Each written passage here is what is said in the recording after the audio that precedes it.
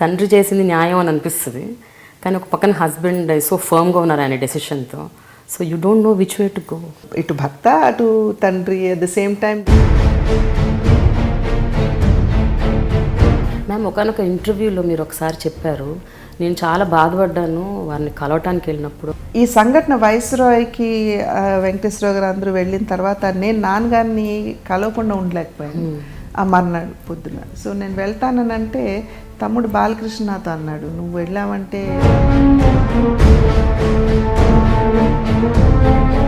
అప్పుడు Telugu Desam party complete owned and executed by Chandrababu garu. What you think ma'am? Telugu Desam party ఇంకా అప్పటి Telugu Desam party అని అనుకుంటున్నారా, మారిపోయింది అనుకుంటున్నారా?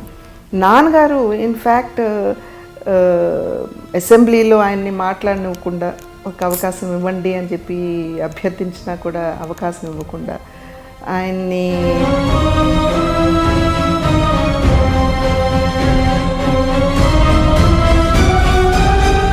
మీరు నమ్ముతారా మ్యామ్, వెన్నుపోటు రాజకీయాలు అన్న పదం విన్నప్పుడల్లా ఇది నిజమే అని మీరు నమ్ముతారా? అందరికీ తెలిసినటువంటి విషయం. తెలుగుదేశం కాకుండా కాంగ్రెస్లోకి వెళ్ళాలి అని అంటే ఆప్షన్, దాన్ని తీసుకోవడానికి ఇదేమైనా కారణమా? నేను ఎక్కడ నాకు బాగా గిల్టీగా ఫీల్ అయ్యానంటే, ఒకవేళ నిజంగా బాలకృష్ణ అన్నట్టు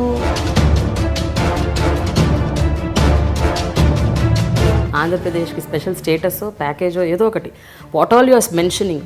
2017 మార్చ్ తర్వాత ఇప్పుడు ఏదైతే 11 రాష్ట్రాలు స్పెషల్ కేటగిరీ స్టేటస్ అనుభవిస్తున్నాయో వాటిని కూడా డిస్కంటిన్యూ చేస్తున్నారు ఇప్పుడు. So where is the special category? Andhra ప్రజలు మోసపోయారు, దారుణంగా మోసం చేసింది భారతీయ జనతా పార్టీ అని అనుకుంటున్నారు. అసలు మీకెందుకమ్మా కన్ఫ్యూజన్? ముందు 2019లో సింగిల్గా పోటీ చేసే అవకాశాలు ఉన్నాయా మ్యామ్ భారతీయ జనతా పార్టీకి? లేకపోతే జనసేనను కూడా కలుపుకుంటారా? యాక్చువల్ రీజన్ ఏంటి మ్యామ్ వారు రాజకీయ సన్యాసం తీసుకోవడానికి, అంతగా ఆయనకి అంత వెగటు పుట్టడానికి కారణం ఏంటి? రాజశేఖర రెడ్డి గారు అప్పుడు వెంకటేశ్వరరావు గారి మీద ఒత్తిడి పెట్టింది ఏమిటంటే, రామానాయుడు గారు ఎవరిలో ఎక్కువగా నాన్నగారి హావభావాలు కానీ, బాడీ లాంగ్వేజ్ కానీ, యాక్టింగ్ స్కిల్స్ కానీ, ముగ్గురులో కొన్ని మేనరిజమ్స్ హరికృష్ణ గారిలో ఉంది, కొంత జూనియర్ ఎన్టీఆర్లో కూడా ఉంది. మీ నాన్నగారి మీద బయోపిక్ చేయాలని బాలకృష్ణ గారు అనుకుంటున్నారు. బాలకృష్ణ గారు ఎక్కడ స్టార్ట్ చేయాలో ఎక్కడేం చేయాలో నాకు తెలుసు అని వారు అన్నప్పటికీ కూడా వాస్తవాలలో కొన్ని కఠోరమైన నిజాలు ఉన్నాయి. అవును. అండ్ ఆ టైంలో బాలకృష్ణ గారు కూడా ఉన్నారు ఆ క్యాంప్ పాలిటిక్స్ జరిగినప్పుడు, ప్రధాన పాత్ర పోషించారు. అధికారం కోసం ఎక్కడ దాకా వెళ్ళిపోతారు, ఆ బాంధవ్యాలు బంధుత్వాలు అన్నీ మర్చిపోతారు. ఇప్పుడు ఉన్నటువంటి పరిస్థితుల్లో మనం అది నమ్మక తప్పట్లేదు. ఎలాంటి బంధం ఉండేది మ్యామ్ మీ అమ్మగారికి నాన్నగారికి మధ్య? మీ అమ్మగారు భయపడేవారు ఆయన అంటే? జనరల్గా ఆయన అంటే అందరూ భయపడుతుంటారని విన్నా. But at the same time ఆయన కూడా చాలా చక్కగా హ్యూమరస్గా అప్పుడప్పుడు సన్నగా జోకులు వేస్తా. బట్ ఆయన నవ్వేవారు కాదు, మాకు నవ్వాలో వద్దో అర్థమయ్యేది కాదు.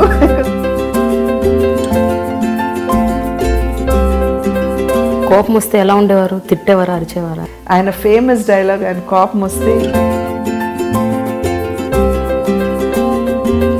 జీవితంలో మోస్ట్ ఇమోషనల్గా బాగా డౌన్ అయ్యి బాధపడిన సందర్భం ఏమన్నా? రాజకీయాలు మీకు మిగిల్చింది ఆత్మక్షోభే కదా అన్నప్పుడు ఆయన నా భుజం చుట్టూ చేయి వేశాను అన్నారు. అమ్మ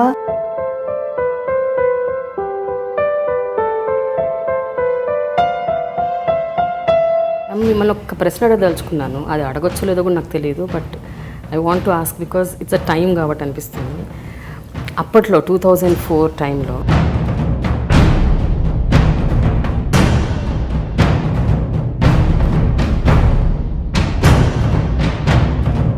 అంటే మీరు రైట్ చేశారనుకుంటున్నారా, రాంగ్ చేశారనుకుంటున్నారా? తండ్రి తెలుగుదేశం పార్టీ వ్యవస్థాపక అధ్యక్షులు, కానీ వారి విరోధి పార్టీ అయిన కాంగ్రెస్ పార్టీతో తన రాజకీయ అరంగేట్రం చేశారు. 3 మంత్రిత్వ శాఖలు కూడా నిర్వహించారు. ప్రస్తుతం భారతీయ జనతా పార్టీలో మహిళా మోర్చాకి ఇన్ఛార్జ్గా ఉన్నారు. మహానటుడు, మాజీ ముఖ్యమంత్రి నందమూరి తారక రామారావు గారి గారాల పట్టి, దాదాపు 3 దశాబ్దాల రాజకీయ అనుభవం ఉన్న డాక్టర్ దగ్గుపాటి వెంకటేశ్వరరావు గారి సతీమణి, కళలంటే ఎంతో అభిరుచి, కూచిపూడి నర్తకి, వెరసి అందరూ ఎంతో ఇష్టంగా ప్రేమగా చిన్నమ్మ అని పిలుచుకునే దగ్గుబాటి పురంధరేశ్వరి గారు ప్రస్తుతం నా స్పెషల్ షో డైలాగ్ విత్ ప్రేమలో నా స్పెషల్ గెస్ట్. Hi ma'am. నమస్కారం. How are you? Very well, thank you. Ma'am, interview లోపలికి వెళ్ళే ముందు right, I actually I'm always awestruck with the way you look. మిమ్మల్ని చూసినప్పుడల్లా ఇంకా ఇంకా చూడాలనిపిస్తుంది. The way you carry yourself. ఇది ఎట్లా అబ్బింది మ్యామ్ మీకు? అంటే ద వే యూ మీ దుస్తుల దగ్గర నుంచి the dignity that you carry your self, me presentation, everything. I think చాలా వరకు కూడా మనం పెద్దల్ని చూసి నేర్చుకుంటాం అనేది నాకున్నటువంటి నమ్మకం. మా అమ్మగారు చాలా అంటే తను కట్టే చీరల దగ్గర నుండి తన వ్యవహార శైలి అన్నిటినీ కూడా దగ్గర నుండి చూసినటువంటి నేపథ్యంలో అన్కాన్షియస్గా దాని ప్రభావం మా మీద కూడా ఉంటుంది అని చెప్పి నేను భావిస్తాను. అలాగే నాన్నగారు చాలా హుందాగా పెద్దరికంగా ఆయన అనేక కనపడినటువంటి సందర్భంలో ఆ ప్రభావం కూడా ఉంటుంది అని చెప్పి నేను భావిస్తాను.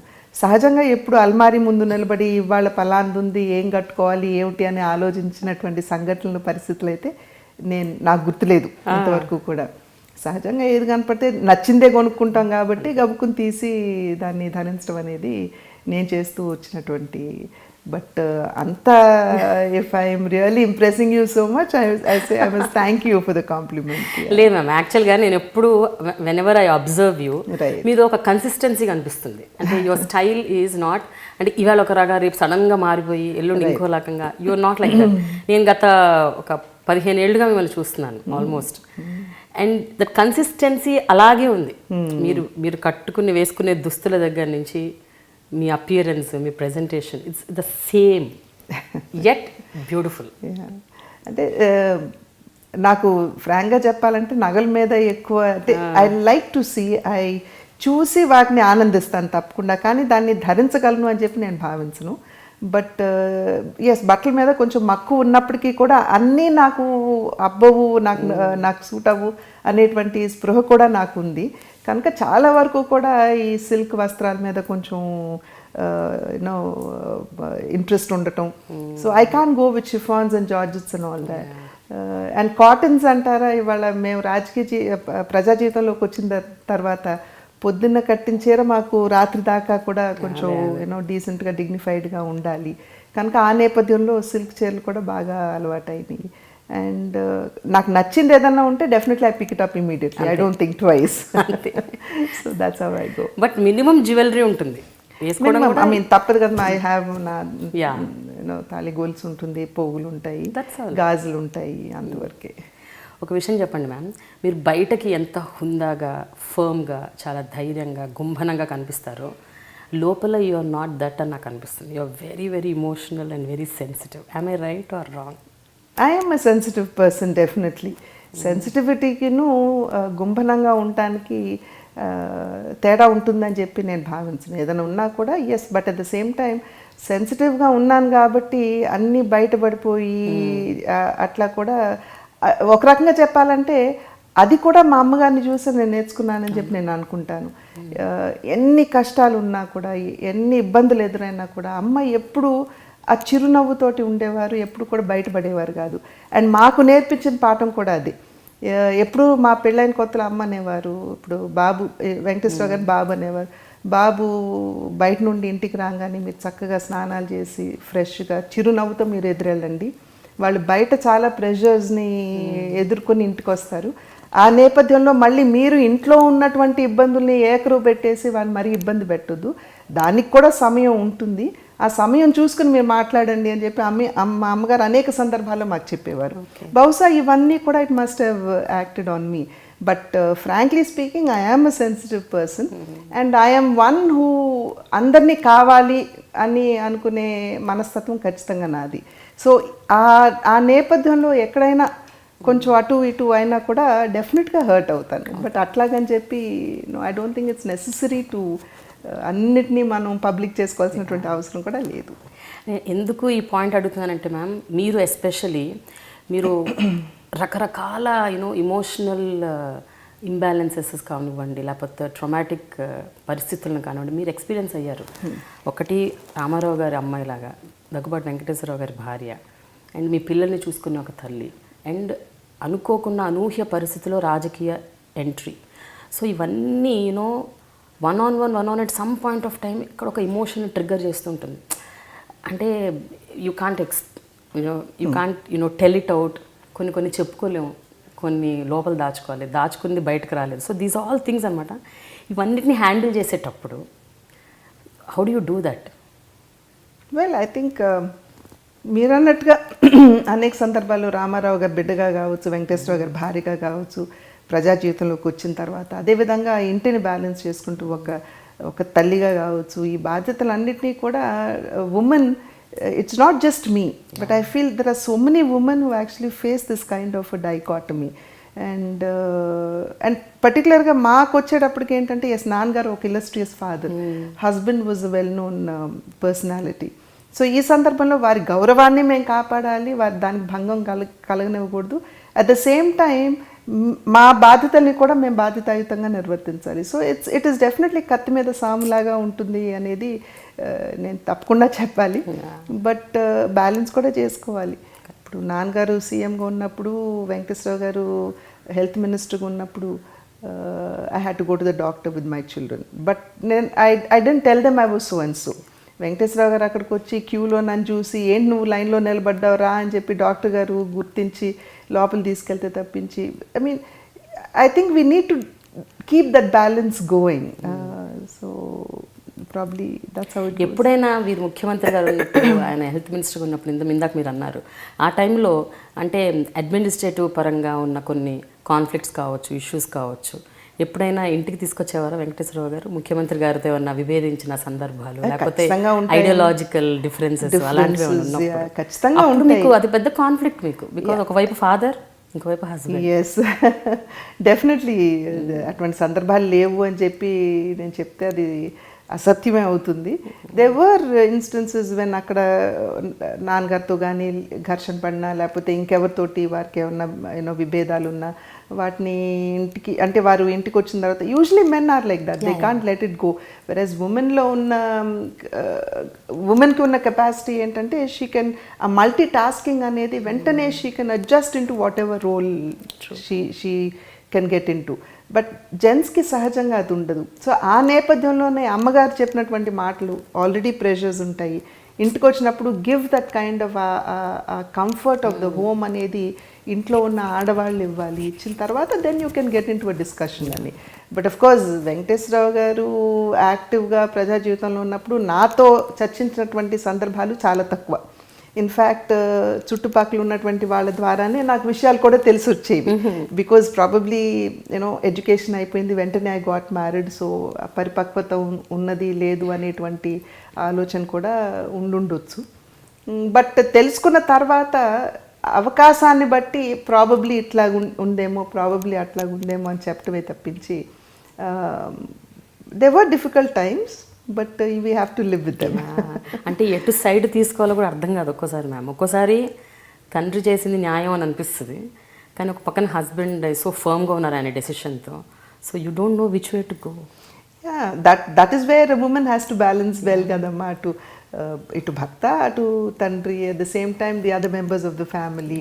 సో ఆ బాంధవ్యాన్ని పోనివ్వకుండా ఆ రిలేషన్షిప్ని కంటిన్యూ చేసుకుంటూ how do you actually overcome the situation అనేది is very important. And from that aspect I think my life has taught me a lot. Yes, especially మనం చూసుకుంటే మ్యామ్ 1994 ఆగస్టు సంక్షోభం, వైస్రాయ్ హోటల్లో క్యాంప్ పెట్టడం, ఇవన్నీ మీకు తెలుసు. కొన్ని తెలుసు, కొన్ని తెలియదు, కొన్ని పైపైన తెలుసు, కొన్ని డెప్త్లో ఏం జరుగుతున్నదో ఐడియా లేదు. బట్ ఫ్యామిలీ అంతా ఒకవైపు వచ్చేసారు. ఆ టైంలో అసలు మీరు what was going in your mind, ma'am?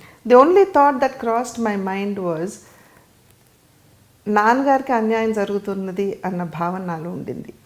Nothing else was in my mind. In fact ఇంట్లో అందరూ జనం నిండిపోయి ఉన్నప్పుడు నాకు చోటు లేక నేను వంటగదిలో కూర్చున్నాను. అప్పుడు తర్వాత వెంకటేశ్వరరావు గారు వైస్రాయ్కి బయలుదేరుతున్నాను అన్నప్పుడు చేయబట్టుకుని ఆపింది నేనే. And I try to tell him, probably you need to think this is not the right thing to do. నాన్నగారు తట్టుకోలేరు అని కూడా నేను చెప్పినటువంటి విషయం ఆయన స్వయంగా వారి పుస్తకంలో కూడా రాయటం జరిగింది. So at that point of a time it was very traumatic, yes, because it was happening. I couldn't stop it. But at the same time ఓ పక్క ఏంటంటే నాన్నగారు that I mean it was not going right with him అనేది ఆ భావన. So it was definitely very difficult time. చాలా conflict కదా. Very very. ఎక్కడ మ్యామ్ యాక్చువల్గా మీకు ఎక్కడ అంటే వారికి జరిగేది తప్పు అని అనిపించుండొచ్చు, బట్ వారు చేస్తున్నది తప్పు అని మీరు ఎప్పుడైనా అనుకునేవారా? మీకు ఎప్పుడైనా ఇప్పుడు రీజన్ ఏమని ఇచ్చారమ్మా? When the revolt was happening, పార్టీని కాపాడుకోవాలి. ఎవరి నుండి కాపాడుకోవాలి? ఫ్రమ్ హూమ్ ఎవర్ రామారావు గారు పెళ్లి చేసుకున్నారో ఆ వ్యక్తి సరిగ్గా ఉండట్లేదు, అన్నిట్లో తలదూర్చుతున్నారు కాబట్టి కాపాడుకోవాలి అనేటువంటి భావన. ఇప్పుడు నాకు వచ్చేటప్పటికి నాన్నగారు వివాహం చేసుకోవటం తప్పని చెప్పి నేను భావించలేదు. బికాజ్ అమ్మగారు లేరు, ఒంటరిగా ఉన్నారు, హీ నీడ్స్ సపోర్ట్. ఇప్పుడు బిడ్డలంగా మేము వెళ్తాం, ప్రతిరోజు వెళ్ళేవాళ్ళం, ఆయనతోటి కూర్చునేవాళ్ళం, మాట్లాడుకునేవాళ్ళం. కానీ ఎంతవరకు ఆయన గదిలోకి మేము ప్రవేశించలేం కదా. ప్రవేశించలేమంటే ఎవరి ప్రైవసీ వాళ్ళకి ఉంటుంది. సో డెఫినెట్లీ ఆ ఏజ్లో అందరికీ తెలుసు, వయసు అయిన తర్వాత దాంపత్యం కన్నా కూడా కంపానియన్షిప్ చాలా అవసరం అనేటువంటి విషయం ప్రతి ఒక్కరికి తెలుసు. సో పర్సనల్గా నన్ను అడిగితే his act of getting married is incorrect అని నేను భావించను. His choice is not correct. That is a debatable issue. Definitely ఆయన చాయిస్ బట్ నాకున్న ఆలోచన ఏమిటంటే ఇంటికి వెళ్ళినా కూడా నాన్నగారి వరకే కదా మనం మాట్లాడేది, నాన్నగారి వరకే కదా పరిమితం అయ్యేదనేది నా యొక్క ఆలోచన. మ్యామ్ మీకు అనిపించవచ్చు మ్యామ్ ఆ చాయిస్ బాగాలేదని, బట్ వారికి ఆ టైంలో మేబీ ఆ ఇంటెలెక్చువల్ కంపానియన్షిప్పే కావాలేమో. Maybe he wanted someone who gives him that energy. అందుకనే నేను నా వరకు అని నేను చెప్పింది అదేనమాట అమ్మా. నా వరకు అని నేను స్పెసిఫై చేసింది దట్ ఈస్ వై. నాన్నగారికి ఎస్ భాషాభిమానం చాలా ఎక్కువ. ఆయనకి తారసపడినటువంటి వ్యక్తి భాష మీద పట్టు, పద్ధతులు, ఇవన్నీ నాన్నగారు చాలా ఇష్టం. So probably he found companionship in that aspect. In that aspect. That is why I said him getting married is incorrect అని నేను అన్ను. అమ్మ లేకపోయిన తర్వాత వారి కంపానియన్షిప్ కావాలి ఆ వయసులో. బికాజ్ ఎవరి కాళ్ళ పిల్లలు వారి ఫ్యామిలీస్ రెస్పాన్సిబిలిటీస్ ఉంటాయి. ఆ సోల్ మేట్ అనేది no child can become a soulmate. It's ultimately your wife or your husband who can be your soulmate. So ఆ నేపథ్యంలో వారు పెళ్లి చేసుకోవటం అనేది తప్పని నేను భావించట్లేదు. But like I said, choice మీద మాకుండే రిజర్వేషన్స్ మాకున్నాయి. ఆయన వైపు నుండి కాదు నేను చెప్పేది, మా వైపు నుండి. కానీ ఆ టైంలో మ్యామ్ మీరు అందరిని అంటే మీ బ్రదర్స్కి కానీ లేకపోతే వెంకటేశ్వరరావు గారికి కానీ కూర్చొని why don't we talk it out, communicate చేసి కూర్చొని మాట్లాడి ఒక ఇష్యూని కొలిక్కి తీసుకురావచ్చు కదా, ఎందుకు take it to that extent అని ఎప్పుడు మీరు ఎవరు మాట్లాడలేదు? బిడ్లంగా నాన్నగారితో మాకున్నటువంటి యాప్రిహెన్షన్స్ ఏమైతే ఉన్నాయో వాటితో క్లియర్గా ఆయనతో మేము చెప్పడం జరిగింది. వారు కూడా ఏంటంటే ఇప్పుడు నా బిడ్డలకి నాతోటి కూడా సంబంధం ఏదైనా ఉంటే ఇంటికి వస్తారు, నాతోటి మాట్లాడి వెళ్తారు, ఇంట్లో ఉన్నటువంటి వ్యక్తులతో సంబంధం ఏమిటి అన్న ఆలోచనలో వారు ఉండొచ్చు. We should think from his aspect, from his angle also అన్న ఆలోచనలో వారు ఉండొచ్చు. కానీ మేము మాట్లాడలేదు అని చెప్పి అనుకోవటం మటుకు ఇట్స్ ఇన్కరెక్ట్. హరికృష్ణ గారు మాట్లాడారు, నేను మాట్లాడాను, we did speak to him, but he had his reasons. Ma'am ఒకనొక ఇంటర్వ్యూలో మీరు ఒకసారి చెప్పారు, నేను చాలా బాధపడ్డాను వారిని కలవటానికి వెళ్ళినప్పుడు ఆయన, so you left me as an old man alone అని అన్నారని చెప్పారు. మీరు ఒక ఇంటర్వ్యూలో ఎప్పుడో చెప్పారు, మీరు వెళ్ళి కలిసి. You left me as an old man అని చెప్పి నేను అనలేదమ్మా. ఈ సంఘటన వైస్రాయ్కి వెంకటేశ్వరరావు గారు అందరూ వెళ్ళిన తర్వాత నేను నాన్నగారిని కలవకుండా ఉండలేకపోయాను ఆ మర్నాడు పొద్దున. సో నేను వెళ్తానంటే తమ్ముడు బాలకృష్ణ నాతో అన్నాడు, నువ్వు వెళ్ళావంటే నాన్నగారు కోపంలో ఉన్నారు చిన్నమ్మ, he may vent his anger in which ever manner, నువ్వు మళ్ళీ బాధపడతా ఏడుస్తా ఇంటికి రావటం నాకు ఇష్టం లేదు, నీతోటి నేను వస్తాను అని చెప్పి నాతోటి వచ్చాడు Balakrishna garu. But he sat outside the room and I entered నాన్నగారు ఆఫీస్ రూమ్. అండ్ నేను ఎక్కడ నాకు బాగా గిల్టీగా ఫీల్ అయ్యానంటే, ఒకవేళ నిజంగా బాలకృష్ణ అన్నట్టు చెంప మీద ఒక దెబ్బేసేసి 4 తిట్లు తిట్టేసినట్లయితే ప్రాబబ్లీ ఆయనకి యాంగర్ వెంట అయిపోయి ఉండేది, నాకు కూడా yes I saw his anger అన్న ఇది ఉండేదేమో. బట్ లోపలికి వెళ్ళినామంటే ఆయన యాజ్ యూజువల్ ఒక్క మాట అనకుండా రూమ్లోకి అడుగుపెట్టిన వెంటనే రెండమ్మ కూర్చోండి అన్నారు చాలా గుంబనంగా. కూర్చున్న తర్వాత he said it's okay, to dethrone the old man, everybody has gotten together అన్నారు. That still hurts me. ఈ రోజు కూడా I can never forget it and it still hurts. మీరు నమ్ముతారా మ్యామ్, వెన్నుపోటు రాజకీయాలు అన్న పదం విన్నప్పుడల్లా ఇది నిజమే అని మీరు నమ్ముతారా? చరిత్ర కదమ్మా, ఇది చరిత్ర కదా, అండ్ చరిత్ర తెలిసిన పుస్తకం, అందరికీ తెలిసినటువంటి విషయం. సో కానీ మ్యామ్, వెంకటేశ్వరరావు గారి పాత్ర అతని పుస్తకంలో కూడా మెన్షన్ చేశారు. చాలా సందర్భాల్లో కూడా పశ్చాత్తాపడ్డారు, నేను ఉండకుండా ఉండాల్సిందే, నా పని చేయకుండా ఉండాల్సిందే. కానీ ఆ పశ్చాత్తాపం ఈయనలో కనిపించినంత మిగతా వాళ్ళలో కనిపించట్లేదు. ఈనాటికి కూడా what they have done is right అని అనుకుంటున్న పరిస్థితి ఉంది. పుస్తకంలో ఆయన ఓపెన్గా చెప్పారు. నేను పుస్తకంలో ఎందుకమ్మా అనేక సందర్భాల్లో ఇంటర్వ్యూల్లో సైతం చెప్పాను, నేను చేసింది తప్పు, నా తప్పుని నేను ఒప్పుకుంటున్నాను అన్న పశ్చాత్తాపాన్ని మించిన స్థితి ఇంకోటి ఉండదు. So I'm happy my husband has realised, he came back to my father. మిగిలిన వారిలో కనపడలేదని మీరు అంటున్నారు. మిగిలిన వారికి గురించి నేను వారి మైండ్లో ఏముందో I cannot talk, but definitely I'm happy that my husband has realised. And that's very important to me. As Rama Rao గారి బిడ్డగా నా భర్త తన తప్పును తెలుసుకున్నారు అనేది it gives me lot of comfort. కానీ రామారావు గారు రాజకీయాల్లోకి వచ్చినప్పటి నుంచి మీరు ఆయన ప్రస్థానం, ఆయన గమనం, అలాగే తర్వాత తెలుగుదేశం పార్టీ ఎదుగుదల రకరకాలు అబ్జర్వ్ చేస్తూ వచ్చారు. మీకు ఏమనిపిస్తుంది? నిజంగా రాజకీయం అంటే అధికారమేనా? అధికారం కోసం ఏదైనా చేస్తారా? అధికారం కోసం ఎక్కడ దాకా వెళ్ళిపోతారా? బాంధవ్యాలు, బంధుత్వాలు అన్నీ మర్చిపోతారా? అన్నీ వదిలేస్తారా? ఇప్పుడు ఉన్నటువంటి పరిస్థితులు మరి అట్లా కనపడుతున్నాయి కదమ్మా. ఇప్పుడు ఉన్నటువంటి పరిస్థితులు మనం అది నమ్మక తప్పట్లేదు. చరిత్ర పుటల్లోకి వెళ్ళినప్పటి దగ్గర నుండి కూడా అధికారం కోసం ఏమైనా అనేది ఔరంగజేబు దగ్గర నుండి మనం చూసుకుంటానే వస్తున్నాము. So I think we have to accept it when we see it is as a reality. But అధికారం అన్నది డెఫినెట్గా it is a medium which can be utilised very well. I think Rama Rao garu చాలా చక్కగా దాన్ని నిరూపించారు. అధికారం కేవలం నేను కుర్చీలో కూర్చోటానికి మాత్రమే కాదు, ఆ తర్వాత నేను ఇష్టారాజ్యంగా నేను ఉంటాను అన్నట్లు కాకుండా అనునిత్యం కూడా ప్రజలకి ఏ విధంగా నేను సేవ చేయాలి. ఇప్పుడు సమాజమే దేవాలయం, పేదవాడే దేవుడు అన్నది రామారావు గారికి సంబంధించినంత వరకు అది కేవలం నినాదం కాదు, అది ఇట్స్ హిస్ కన్విక్షన్, ఆయన నమ్మకం, ఆయన విశ్వాసం. సో దానికి ధీటుగా ఆయన ఏ కార్యక్రమం చేపట్టినా కూడా అధికారులు ఇది కుదరదేమో, చేయడానికి వీలు లేదేమో, ఇప్పుడు 2 రూపాయల కిలో బియ్యం అటువంటి విషయాల్లో కొంచెం వారు అడ్డు తగినా కూడా లేదు, I have to do it, ఎందుకంటే నేను ప్రజలకి సేవ చేయాలి అనేటువంటి ఆలోచనతో వచ్చాను. ఏ రకంగా నేను చేయగలను అనే విషయం మీదే మీరు దృష్టి పెట్టాలి, కానీ చేయలేవు అని మీరు నాకు చెప్పేది ఏంటి, అలా చెయ్యాలో మీరు చెప్పండి అని చెప్పినటువంటి సందర్భాలు కూడా ఉన్నాయి. So I think they have to be the exemplary examples for మా లాంటి వాళ్ళు ప్రజా జీవితంలోకి వచ్చినప్పుడు వాళ్ళని ఆదర్శంగా తీసుకుని ముందుకు వెళ్ళవలసినటువంటి బాధ్యత మా మీద ఉంది. కానీ ఒక వ్యక్తి తెలుగువారి ఆత్మగౌరవం అన్న పేరు ఒక నినాదంతో వచ్చి అంత గొప్ప పార్టీ పెట్టి దేశ స్థాయికి కూడా మన గౌరవాన్ని అక్కడ దాకా తీసుకుపోయి నేషనల్ ఫ్రంట్ పెట్టి, అంటే అసలు అనూహ్యంగా ఒక వ్యక్తి ఒక సినిమా నటుడు, సినిమాల్లో కూడా చాలా ఉన్నతమైన స్థితికి ఎదిగారు. బట్ ఒక వ్యక్తి అలా ప్రజల కోసం, తెలుగువారి ఆత్మగౌరవం కోసం ఆ నినాదంతో ఇంత స్థాయికి ఎదిగిన వ్యక్తి ఈ రకంగా ఇంత బాధాకరంగా ఆయన ఎండ్ వస్తుందనేసి ఎవరు ఊహించుంటారు. ఐ మీన్ ఆయన చరిత్రలో ఐ థింక్ ఆయన చివరి కొన్ని పేజీలే కొంచెం బాధాకరమైంది కానీ, but otherwise I don't think anybody వేలెత్తి ఆయన చూపించే స్థాయిలో ఎప్పుడు కూడా వారి జీవితాన్ని వారు అనుసరించలేదు. మీరన్నట్లుగా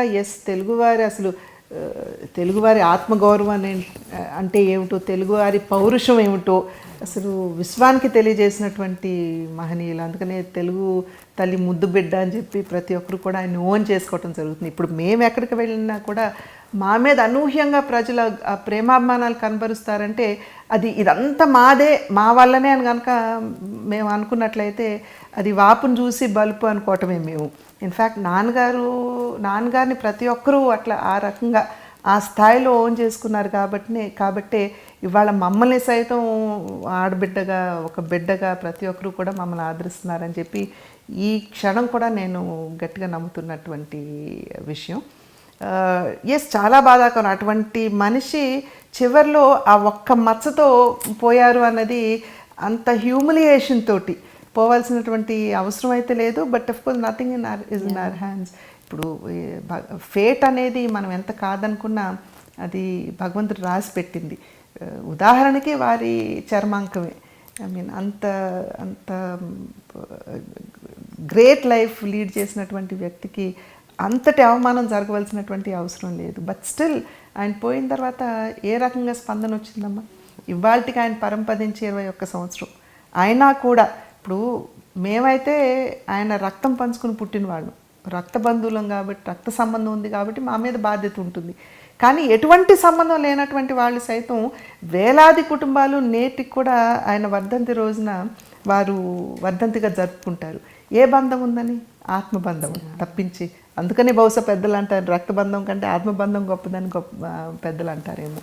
కానీ ఆ రకమైనటువంటి ఓనర్షిప్ ఎవరికి వస్తుందని నేను అనుకోను. ఇన్ఫ్యాక్ట్ ఒకానొక సందర్భంలో ఈ వైస్రాయ్ ఎపిసోడ్ జరిగిన తర్వాత నాన్నగారు స్టేట్ టూర్కి వెళ్తున్నప్పుడు నేను స్వయంగా నాన్నగారిని వెళ్ళి నేను ఆయన ఆపడానికి ప్రయత్నించాను. ఆరోగ్యం సహకరించట్లేదు నాన్న, మీకు ఏమి చూడలేదు, you've seen the ups, you've seen the lows, ఇంకేమి చూడలేదు మీరు జీవితంలో, రాజకీయాలు మీకు మిగిల్చింది ఆత్మక్షోభే కదా అన్నప్పుడు ఆయన భుజం చుట్టూ చేయి వేసి ఆయన అన్నారు, అమ్మ ఆంధ్ర రాష్ట్రంలో ఏ మారుమూల ప్రాంతానికైనా సరే వెళ్ళి రామారావు ఎవరు అని అడిగితే గుండెల మీద చేయి వేసుకుని నావాడు అంటారు, మా అని కూడా అనరు, ఈ జీవితానికి ఇంకంతకంటే ఏం కావాలన్నారు. సో ఆ రకంగా హీజ్ అ ఫినామినల్. కానీ మ్యామ్ ఆ తర్వాత పార్టీలోకి ఎవరైతే వెళ్ళారో అందరూ మెల్లిమెల్లిగా ఫ్రిజిల్ అవుట్ అయిపోయారు. Everybody came out. Balakrishna garu అవ్వచ్చు, హరికృష్ణ గారు అవ్వచ్చు, దగ్గుబాటి వెంకటేశ్వరరావు గారు అవ్వచ్చు. తర్వాత ఎవరు నిలవలేదు అక్కడ. మళ్ళీ ఇప్పుడు వచ్చారు బాలకృష్ణ గారు కానీ, but the was a long gap. అప్పుడు Telugu Desam party complete owned and executed by Chandrababu garu. What do you think ma'am? Telugu Desam party ఇంకా అప్పటి తెలుగుదేశం పార్టీ అని అనుకుంటున్నారా? మారిపోయింది అనుకుంటున్నారా? Party is the party the same or the name is only that? మీ opinion ఏంటి? సహజంగా వారసులు ఎవరు అని అడిగితే రక్తం పంచుకుని పుట్టినంత మాత్రాన వారసులు అవుతారు అని చెప్పి పెద్దలు చెప్పలేదు. ఒకరి ఆశయాల్ని ఆదర్శాలని కొనసాగించిన వారే నిజమైన వారసులు అవుతారని పెద్దలు చెప్పినటువంటి సత్యం ఇది, నేను చెప్పింది కాదు.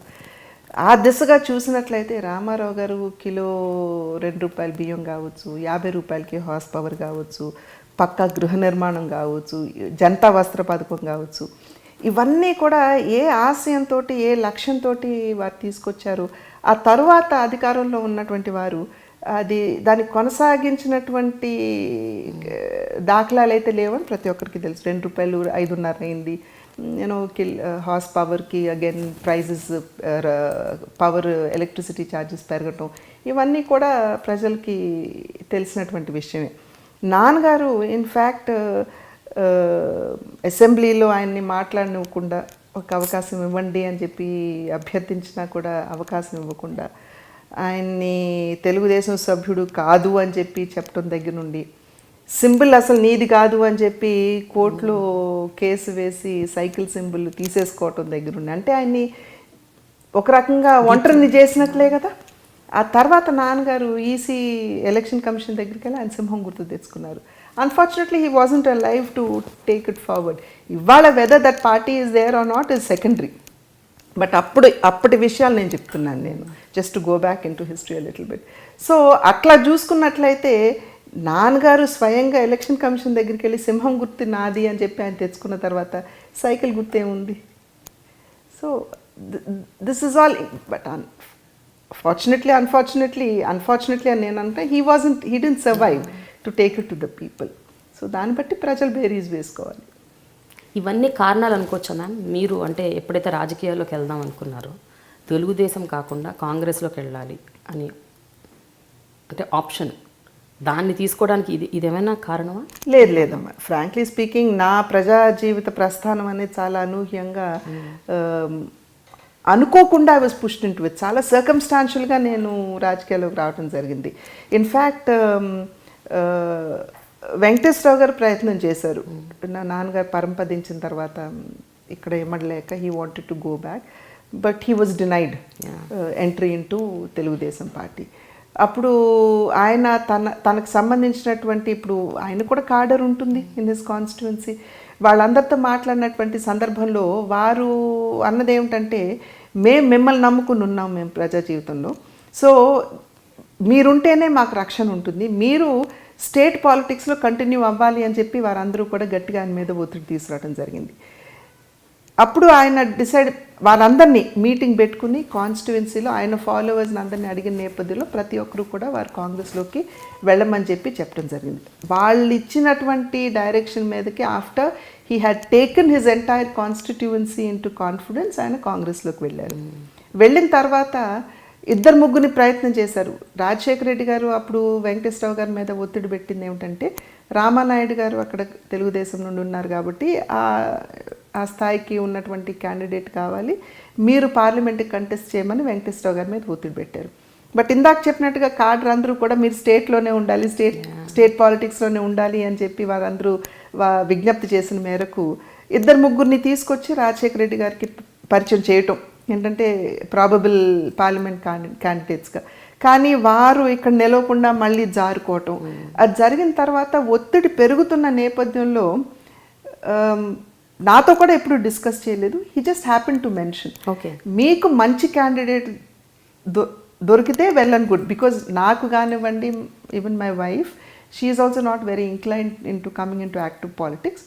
సో మీకు మంచి క్యాండిడేట్ దొరికితే I will be happy, you know, లేదు అంటే పురంధేశ్వరి ఉంది అని ఒక మాట చెప్పడంతో రాజశేఖర రెడ్డి గారు కావచ్చు, రోసయ్య గారు కావచ్చు, yes now you cannot go back, she's a candidate అన్నారు. ఇన్ఫ్యాక్ట్ నా పేరు నేను న్యూస్ పేపర్లో చూసి I call my husband and I asked what is happening అని. ఓకే, అప్పుడు మీకు తెలియదు అసలు నాకు తెలియదు. తెలిపితే అప్పుడు ఆయన అన్నాను, అంటే సోనియా గాంధీ గారు విజయవాడకి వచ్చారనమాట పబ్లిక్ మీటింగ్కి. అప్పుడు నేను ఫోన్ చేసి అడిగా, ఏంటిది మరి పేపర్లో ఇట్లా వస్తుంది అని అంటే ఆయన అన్నారు, కంగారు పడొద్దు, నేను వచ్చి మాట్లాడతానన్నారు. వచ్చిన తర్వాత first he spoke to my children, because అమ్మ వన్స్ పబ్లిక్ లైఫ్లోకి వస్తే తనకి ఇంటికి అంత టైం కేటాయించే సమయం ఉండదు కాబట్టి మీరు రెస్పాన్సిబుల్ చిల్డ్రన్గా ఉంటారు అని మీరు మాట ఇస్తే నేను వెళ్తాను, నేను I will talk to her అంటే వాళ్ళిద్దరూ కూడా మాట ఇవ్వటం జరిగింది. I thank them for that. తర్వాత ఆయన నాతో మాట్లాడినప్పుడు నేను ఆయన అడిగాను, నిజంగా ఇది అవసరమా? నేను అమ్మాయి పెళ్ళిడికి వచ్చింది, అబ్బాయి you know he's in his teens, he needs a mother with him, because అదే వయసులో డైవర్ట్ అయ్యేటువంటి అవకాశాలు ఉంటాయి. సో నన్ను అడిగితే నాకు ఈ బాధ్యత ముఖ్యం, నేను నిజంగా వెళ్ళాలా రావాలా అని అడిగినప్పుడు మరి పరిస్థితి ఇట్లా ఉంది చిన్నమ్మ, తప్పే పరిస్థితి అయితే లేదు అని అన్నప్పుడు అప్పుడు నేను వచ్చాను. సో నేను అందుకని అంటే నేను చాలా సర్కమ్స్టాన్షియల్గా రావటం జరిగింది. సో అండ్ ఎస్, కాంగ్రెస్తో నా ప్రస్థానం ప్రారంభమైంది. సో నాన్నగారు ఇన్ఫ్యాక్ట్ ఉపేంద్ర గారు కూడా చెప్పారు, నాన్నగారు వెన్ ఈ వైస్రాయ్ ఎపిసోడ్ అయ్యి ఆయన డీథ్రోన్ అయిన తర్వాత, సో ఆ రకంగా నేను అనుకోకుండా రావటం జరిగింది. ఇందాక చెప్పినట్టుగా నాన్నగారు చివరి దశలో కూడా పివి నరసింహారావు గారితో మాట్లాడాలి అని చెప్పి ఆకాంక్షించడం, బట్ అన్ఫార్చునేట్లీ అది జరగకపోవడం, నరసింహారావు గారు డిసిషన్ తీసుకోలేకపోవటం, ఇవన్నీ కూడా ఉపేంద్ర గారు వారి పుస్తకంలో సైతం చెప్పినటువంటి వాస్తవాలు. సో ఒక రకంగా ఇఫ్ ఐ గో బ్యాక్, ఏమో ఆత్మల మీద విశ్వాసం ఉంటే నన్ను ఇట్లా పంపించారేమో అని కూడా అనుకోవచ్చు. బట్ అట్లాగని నేను చెప్పడం కాదు కానీ, but yes, my public life started with the Congress. కానీ గతంలోనే ఎన్నోసార్లు ఒక రెండు సందర్భాల్లో అన్నారంట కదా మీ నాన్నగారు, నువ్వు రావాలి రాజకీయాల్లోకి, ఇక్కడి నుంచి కంటెస్ట్ చేయలేకపోతే అక్కడి నుంచి కంటెస్ట్ చేయాలి అంటే వెంకటేశ్వరరావు గారు పార్లమెంట్కి వెళ్ళినటువంటి సందర్భంలో నాన్నగారు చెప్పారనమాట, ప్రతి ఒక్కరు వచ్చి నాతో చెప్తున్నారు, నువ్వు కనుక వస్తే యునానిమస్గా హ్యాండ్స్ డౌన్ నువ్వు గెలుస్తావని, వస్తావా అని ఒకసారి కాదు రెండు సందర్భాల్లో అడిగారు నాన్నగారు. బట్ అప్పుడు నా priority was my children, my home, because చిన్న పిల్లలు చదువుతున్నారు, గేమ్స్లో ఇన్వాల్వ్ అయినారు, ఒక స్థాయికి వచ్చినారు ఆటల్లో కూడాను. సో ఆ నేపథ్యంలో ఐ సెడ్, నాన్న, ఇన్ఫ్యాక్ట్ నేను ఐ జోక్ విత్ దెమ్, నాన్న మీరు 9 నెలలు కష్టపడి ఎండ వాన అనుకుండా రాత్రి పగలు అనుకుంటే తిరిగితే మీరు సీఎం అయ్యారు, నేను ఇంట్లో కూర్చుని ఎమ్మెల్యే అయిపోతున్నాను చూడండి అని కూడా నేను నవ్వటం జరిగింది. But that was in the jocular, in the lighter vein. But అప్పుడు my priority was my family, my children. So అప్పుడు అందుకని నాన్నగారితో లేదు నాన్న, నేను I rather take care of them అని చెప్పి, బికాజ్ ఇద్దరం ప్రజా జీవితంలో ఉండి ఇద్దరం ఇల్లు పట్టించుకోకపోతే పిల్లలు పక్కదారి పట్టేటువంటి అవకాశాలు ఉంటాయి, కొంచెం కుటుంబం అనేది అస్తవ్యస్తంగా ఉంటుంది కదా. సో అందుకని my preference was my home. Madam ఇప్పుడు వెంకటేశ్వరరావు గారు ఆయన బుక్లో చాలా కేటగారికల్గా మొత్తం అసలు రాజకీయాలు, తన రాజకీయ ప్రస్థానం అవి ఇవి అన్నీ చెప్పుకుంటూ వచ్చారు. బట్ యాక్చువల్ రీజన్ ఏంటి మ్యామ్ వారు రాజకీయ సన్యాసం తీసుకోవడానికి అంతగా ఆయనకి అంత వెగటు పుట్టడానికి కారణం ఏంటి? ఎందుకు హీఈస్ లైక్ అదో I'm sure it's a transformation, స్లోగా జరిగిన పరిణామమే అయి ఉండొచ్చు. బట్ అంతగా హర్ట్ ఎందుకు అయ్యారు ఆయన? హర్ట్ అని నేను అన్నమ్మా. ఇప్పుడు వారిది 32 సంవత్సరాల ప్రజా జీవితంలో వారి ప్రస్థానం, ఓటమి ఎరగకుండా ప్రతి ఎలక్షన్లో కూడా గెలుచుకుంటానే వచ్చారు.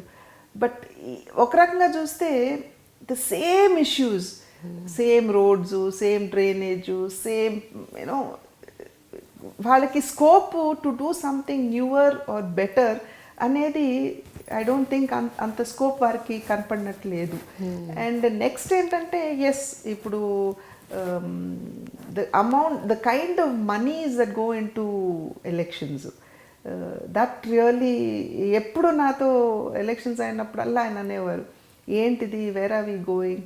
ఇప్పుడు మంచి ప్రజాప్రతినిధుల్ని ప్రజలు ఎన్నుకోవాలి, కానీ డబ్బు ప్రభావం వల్ల తోటి ప్రతినిధుల్ని ఎన్నుకున్నట్లయితే వాళ్ళకేం న్యాయం జరుగుతుంది అనేది. బట్ వెంకటేశ్వరరావు గారు ఎప్పుడు కూడా ప్రజలతో మమేకమైపోయి కాన్స్టిట్యువెన్సీ, ఇప్పుడు నెలలో 15 రోజులు 20 రోజులు అక్కడే ఉండేవారు.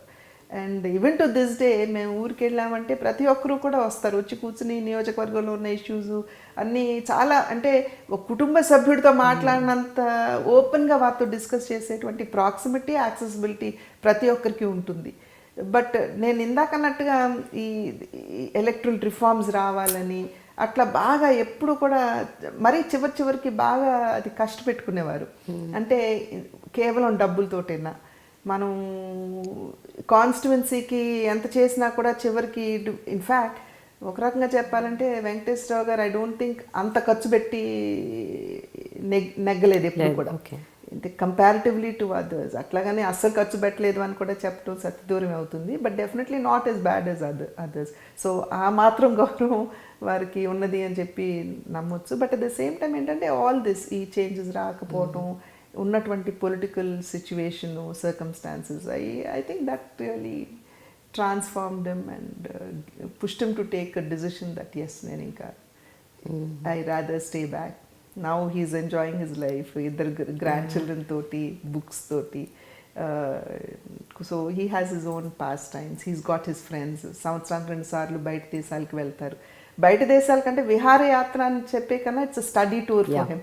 అక్కడికి వెళ్ళి అక్కడ ఉన్నటువంటి పరిస్థితులు ఏంటి, గవర్నమెంట్ ఎట్లా ఉంది, అక్కడ పరిణితి ఎట్లా వచ్చింది ఆ సొసైటీలోకి, ఇవన్నీ తీసుకొచ్చి మళ్ళీ మాకు చెప్తారు, పుస్తకాల్లో పొందుపరచడం.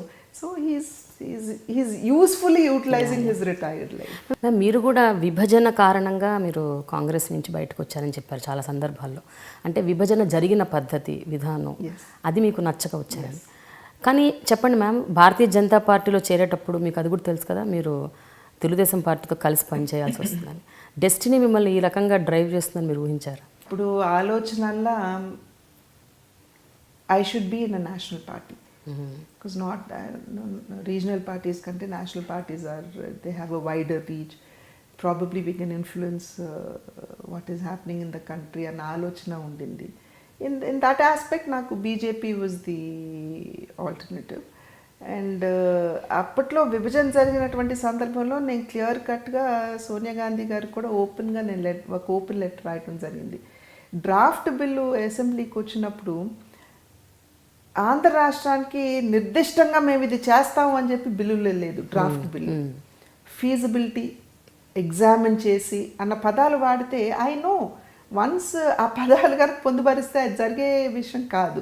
సో క్లియర్ కట్గా నేను సోనియా గాంధీ గారికి నేను అప్పుడు లెటర్ రాసాను. It was an open letter also, మీడియాలో కూడా వచ్చింది లెటర్, దట్ ఇవన్నీ మీరు మార్చి క్లియర్ కట్గా మీరు ఏమిస్తారు for the future of AP అనేది మీరు క్లియర్ కట్గా నిర్దిష్టంగా కనుక మీరు అక్కడ దాన్ని చెప్పకపోయినట్లయితే నేను కూడా బిల్లుకి వ్యతిరేకంగా ఓటు చేయవలసి వస్తుందని చెప్పి నేను చెప్పాను. స్పెషల్ కేటగిరీ స్టేటస్ బిల్లులో పొందుపరచమని చెప్పడం జరిగింది. అప్పుడు బిల్లులో పెట్టినట్లయితే once the parliament has passed, it would become inevitable, but they didn't do it. నిజంగా వారికి ఆలోచన ఉన్నట్టయితే లోక్సభకి బిల్లు వచ్చినప్పుడు లోక్సభ బిల్లులో పెట్టాలి. యూనో రాజ్యసభకి వెళ్ళిన తర్వాత మీరు బిల్లులో పెడితే మళ్ళీ the bill has to come back to Lok Sabha. లోక్సభలో ఉన్నటువంటి పరిస్థితి ప్రతి ఒక్కరికి తెలుసు. అది ఆపటం కోసం మన్మోహన్ సింగ్ గారు రాజ్యసభలో అనౌన్స్ చేశారు. But the bill has to come back because ultimately Lok Sabha has to pass the bill again because మీరు అక్కడ అమెండ్మెంట్స్ చేశారు కాబట్టి bill has to come back. కనుక ఆ నేపథ్యంలో తెలుసు దట్ ఇది జరిగే పని కాదు, అంటే అంత గందరగోళ పరిస్థితులు లోక్సభలో ఉన్నాయి అని చెప్పి తెలుసు. సో అప్పుడే వాళ్ళు బిల్లో పెట్టవలసినటువంటి మాట కానీ పెట్టలేదు. ఎవరైతే సమన్యాయం చేయండి అని చెప్పి ఇతర పార్టీలు లెటర్స్ రాశాయో కనీసం వాళ్ళు కూడా ఆంధ్ర రాష్ట్రానికి ఖచ్చితంగా ఇది కావాలి అని చెప్పి అడిగినటువంటి పరిస్థితి లేదు. సో ఇవన్నీ somehow it really hurt me and that was the point when I decided that అంటే the way it was done undemocratic గా చేసేటప్పటికి that was when I decided. నేను వెంటనే ఇన్ఫ్యాక్ట్ విభజన నిర్ణయం తీసుకున్న వెంటనే నేను నా మంత్రిత్వ శాఖ మై మినిస్ట్రీకి నేను రిజైన్ చేసేసాను. ఆ మినిట్ నుండి నేను మళ్ళీ నా మినిస్ట్రీలోకి నేను అడుగు పెట్టలేదు, ఏ ఫైల్ మీద కూడా నేను సంతకం చేయలేదు. To the party why I did not resign at that point of a time అంటే ఉన్నటువంటి proximity as an MP, ground realities. Because మిగిలిన పార్టీస్ కూడా ఏదో సమన్యాయం అంటున్నారు బట్ ఏం కావాలి అని అడగట్లేదు. సో కనీసం ఆ ప్రాక్సిమిటీని వాడుకుని మనం ఏదైనా మనం చెప్పొచ్చేమో. Polavaram is so important, special status is so important. So ఆ ఆశతోటే I continued as a member of parliament. అంతేగాని ఐ వాజ్ నెవర్ మినిస్టర్. కానీ ఎప్పుడైతే వాళ్ళు అంత అన్డెమోక్రాటిక్గా చేసి లోక్సభలోకి బిల్లు వచ్చినప్పుడు కూడా ఈ విషయాల గురించి ఒక క్లారిటీ ఇవ్వకపోవడంతో నొచ్చుకుని నేను బయటికి రావడం జరిగింది. But as I needed a national party. So అంటే if you are to continue you need a party and I thought a national party was always good. అందుకని నేను బీజేపీలోకి వెళ్ళాను. సో అంటే ఒక ఆప్షన్గా వచ్చారు బీజేపీలోకి, అంతేగాని మనస్ఫూర్తిగా రాలేదు. మీ మనసు మాత్రం కాంగ్రెస్లోనే ఉంది. నో అట్లా అంటాం. అసలు ఏ పార్టీలోకి వెళ్తే ఆ పార్టీ సిద్ధాంతాలని మనం ఇప్పుడు మ్యామ్ ఇప్పుడు సరే నేను అనేది when you actually stepped into BJP మీకు ఓన్లీ అదొక ఆప్షన్ లాగా కనిపించింది. So at that point of time definitely నాకు BJP was an alternative and that's why. But election టైంలో మీరు కోరుకున్న నియోజకవర్గం మీకు రాలేదు. మీరు ఎక్కడి నుంచి ఏదో పోటీ చేద్దాం అంటున్నారో ఆ సీట్ మీకు ఇవ్వలేదు. విశాఖపట్నం నుంచి పోటీ చేశారు, అక్కడ ఓడిపోయారు. సో ఇవన్నీ ఈ పరిణామాలను మీరు ఎలా అర్థం? నేను విశాఖపట్నం కాదు, మా రాజంపేట. సారీ రాజంపేట నుంచి రాజంపేట నుంచి పోటీ చేశారు. సో నేను అనేది ఏంటంటే ఈ పరిణామాలను మీరు ఎలా అర్థం చేసుకుంటారు? Was it you never thought it was a wrong step? Me coming into BJP? No, I don't think it's a wrong step అని నేను అనుకోవట్లేదమ్మా. Because like I said I had a view that I must continue in national politics అన్న ఆలోచనతోటి I went into a national party which is Bharatiya Janata Party. Well మిత్రపక్షంగా ఉన్న నేపథ్యంలో Telugu Desam party వారు ఏవైతే సీట్స్ ఇచ్చారో వాటిలోనే కంటెస్ట్ చేయాలి. 4 సీట్స్ ఇచ్చారు. విశాఖపట్నంలో బీజేపీలో నాకంటే సీనియరు హరిబాబు గారికి ఆ సీట్ ఆల్రెడీ కేటాయించేసినట్టే భావించవచ్చు. అదేవిధంగా నర్సాపురం ఉందంటే గోకరాజ్ గంగరాజు గారికి ఆల్రెడీ కేటాయించేసినట్టే మనం భావించవచ్చు. మిగిలిన 2 రాజంపేట, తిరుపతి రిజర్వ్డ్, మిగిలింది Rajampet. So I said yes, why not, ధైర్య సాహసే లక్ష్మి అనుకున్నాం. మీకు అప్పుడు ఏమనిపించింది? గెలుస్తాను అనుకున్నారా? గెలిపోవటంలు అనేవి ఐ థింక్ మనం we have to take it in the stride. అప్పుడు నా ఆలోచనల్లా వచ్చిన వెంటనే రాజంపేట నాకు ఇచ్చారు. నాకు టు అండర్స్టాండ్ ద కాన్స్టిట్యుయెన్సీ, అసలు కాన్స్టిట్యుయెన్సీ ఏంటి, అక్కడ ఉన్నటువంటి లీడర్స్ ఏంటి, that it self takes so much of time. And ఆ ఆలోచన కూడా నాకు టైం లేదు, అసలు ఏమి ఆలోచించాలి. షార్ట్ టైం అది. 14 daysలో లాస్ట్ డే ఆఫ్ నామినేషన్ నాకు ద సీట్ ఇస్ మైన్ అని చెప్పారు. సో 19th నేను వెళ్ళి లాస్ట్ డే నేను వెళ్ళి నా నామినేషన్ వేసాను. వేసిన తర్వాత అసలు ఆలోచించడానికి అవకాశం ఎక్కడుందమ్మా. మధ్యలో మోడీ గారు వచ్చారు కాన్స్టిట్యుయెన్సీకి. సో 2-3 days ఆడావిడలో సరిపోతుంది అందరికీ. బికాజ్ మోడీ గారు యాజ్ ది పిఎం క్యాండిడేట్ ఆయన వస్తున్నారు అని అంటే ఆ ఏర్పాట్లలోనే నాయకులందరూ నిమగ్నం అయిపోతారు. సో 3 రోజులు పోయింది. So I was left with in totality 10 to 11 days. ఈ 10 to 11 daysలో ది ఎంటైర్ కాన్స్టిట్యుయెన్సీ అంటే 7 నియోజకవర్గాలు ఉన్నటువంటి కాన్స్టిట్యుయెన్సీ నేను తిరగాలి. అయినా కూడా ప్రతి మండల్ హెడ్ క్వార్టర్స్కి నేను వెళ్ళాను. ప్రతి మండల్ హెడ్ క్వార్టర్స్కి నేను వెళ్ళాను. I introduced myself to the people. Like I said, defeat and victory and defeat అన్నది we have to take in this right. But still I was able to get about 4.5 lakh votes. Thanks to him. Ma'am, Andhra Pradesh special status విషయంలో మీరు ఏదైతే ఊహించారో, ఏదైతే భయపడ్డారో అదే నిజమవుతూ ఉన్నట్టుంది. కానీ ఇప్పటికీ ప్రజల్లో క్లారిటీ లేదు, ఒక కన్ఫ్యూజన్ ఉంది, అసలు పీకల దాకా కోపం ఉంది, వాళ్ళు మోసపోయారు అన్న ఒక ఒపీనియన్ ఉంది. ఆంధ్ర ప్రజలు మోసపోయారు, దారుణంగా మోసం చేసింది భారతీయ జనతా పార్టీ అని అనుకుంటున్నారు. మీరేమంటారు దీని గురించి? ఖచ్చితంగా మోసం చేయలేదు అని చెప్పి నేను గట్టిగా చెప్పగలనమ్మా. బట్ అన్ఫార్చునేట్లీ ఏమిటంటే, అసలు స్పెషల్ కేటగిరీ స్టేటస్ అంటే ఏంటి, దాని కింద వచ్చే లాభాలు ఏమిటి, did anybody try to educate the people? It can be political leaders, it can be the media. ఇప్పుడు భారతీయ జనతా పార్టీకి వచ్చేటప్పటికి మా వాయిస్ లిమిట్ అయిపోతుంది. సో ఆ నేపథ్యంలో కనీసం మీడియా కూడా ఆ రకమైనటువంటి చొరవ చూపకపోవటం అనేది చాలా బాధాకరం. Okay, first. సెకండ్లీ, ఇప్పుడు స్పెషల్ కేటగిరీ స్టేటస్ ఎన్నికలకి ముందు ఎందుకు ఇవ్వలేదు? అదే ఎన్నికల ముందు మీరు ప్రామిస్ చేశారు, ఎన్నికల తర్వాత ఇవ్వట్లేదు, భారతీయ జనతా పార్టీ మోసం చేస్తానంటున్నారు. ఇవాళ 14th ఫినాన్స్ కమిషను ఒక నివేదిక ఇచ్చింది. నివేదికలు ఏమన్నారు, డెవల్యూషన్ ఆఫ్ ఫండ్స్ ఏదైతే స్టేట్స్కి జరుగుతాయో ఇప్పటి వరకు కూడా 32% మీరు చేస్తున్నారు, 42%గా పెంచి స్టేట్స్కి ఎక్కువ షేర్ ఇచ్చేసేయండి అని చెప్పి 14th ఫినాన్స్ కమిషన్ రికమెండ్ చేయడం జరిగింది. దాంతోపాటు ఏమని చెప్పింది, సెంట్రలీ స్పాన్సర్డ్ స్కీమ్స్ ఏవైతే ఉన్నాయో మీరు ఢిల్లీలో ఏసీ రూముల్లో కూర్చుని ఆంధ్ర రాష్ట్రంలో కారంచేడు గ్రామంలో ఇన్ని స్కూల్స్ ఉండాలి అని మీరెవరు నిర్ణయించడానికి, the state government is more up about it. కాబట్టి స్టేట్ గవర్నమెంట్స్కి ఆ ఫ్రీడమ్, ఆ వెసులుబాటు కూడా ఇవ్వాలి అని చెబుతూ, in view of all of this, devolution of funds ఎక్కువ చేస్తున్నారు, సెంట్రలీ స్పాన్సర్డ్ స్కీమ్స్లో మీ భాగస్వామ్యం తగ్గించుకుంటున్నారు, ఈ నేపథ్యంలో అసలు స్పెషల్ కేటగిరీ స్టేటస్ అన్న పదానికి అర్థం లేదు అని చెప్పి కేటగారిక్లీ 14th ఫినాన్స్ కమిషన్ చెప్పడం జరిగింది. 14th finance commission, when was it constituted? When Congress headed UPA was in power, it was constituted. అప్పట్లో నివేదిక ఏమొస్తుంది అన్నది ఎవరికి తెలియదు, మాకెవరికి తెలియదు. So all of us said yes, special category status కోసం ప్రయత్నం చేస్తాం, మేము విల్ ఫైట్ ఫర్ ఇట్ అని మేము అందరం కూడా చెప్పడం జరిగింది. కానీ ఎన్నికలు అయిన తర్వాత, ఎన్డీఏ గవర్నమెంట్ వచ్చిన తర్వాత 14th ఫినాన్స్ కమిషన్ తన నివేదికను పార్లమెంట్కి ఇచ్చింది. పార్లమెంట్లో ప్రతి ఒక్క సభ్యుడు దాన్ని యాక్సెప్ట్ చేశారు, ఆమోదించారు. ప్రతి ఒక్క సభ్యుడు అంటే ప్రతి పార్టీకి సంబంధించినటువంటి పార్లమెంట్ సభ్యుడు దాన్ని యాక్సెప్ట్ చేయడం, ఆమోదించడం జరిగింది. ఆ తర్వాత central government has to accept once the parliament. So once the finance commission special category స్టేటస్కి అర్థం లేదు అంటే మీరు పరోక్షంగా ఇవ్వద్దని చెప్పడమే కదా. ప్లస్ 2017 మార్చ్ తర్వాత ఇప్పుడు ఏదైతే 11 రాష్ట్రాలు స్పెషల్ కేటగిరీ స్టేటస్ అనుభవిస్తున్నాయో వాటిని కూడా డిస్కంటిన్యూ చేస్తున్నారు ఇప్పుడు.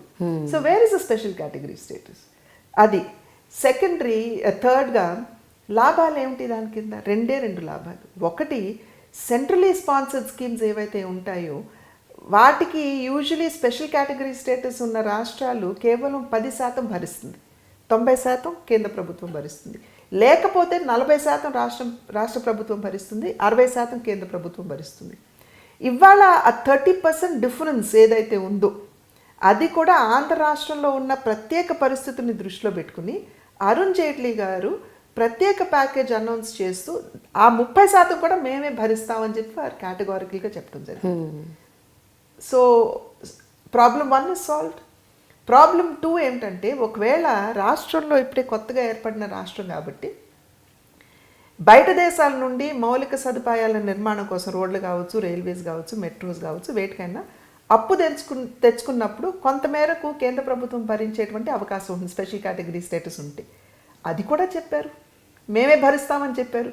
సో మరి ప్రత్యేక హోదా కింద వచ్చే లాభాలన్నింటినీ మీకు ప్రత్యేక ప్యాకేజ్లో పొందుపరిచేశారు. We cannot use the term. నేను ఆది నుండి నేను చెప్తున్నాను, ప్రత్యేక హోదా అన్న పదం మేము వాడలేము టెక్నికల్గా.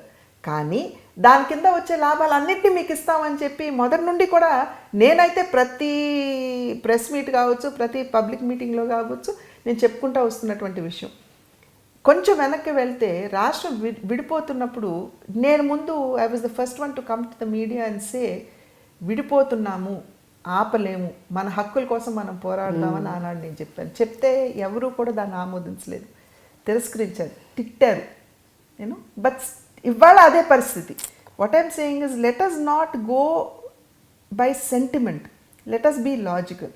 ఇవాళ ఆంధ్ర రాష్ట్రానికి ఏమి కావాలన్నా కూడా ఇవ్వడానికి సన్నద్ధంగా ఉన్న కేంద్ర ప్రభుత్వం ఉంది. They are ready.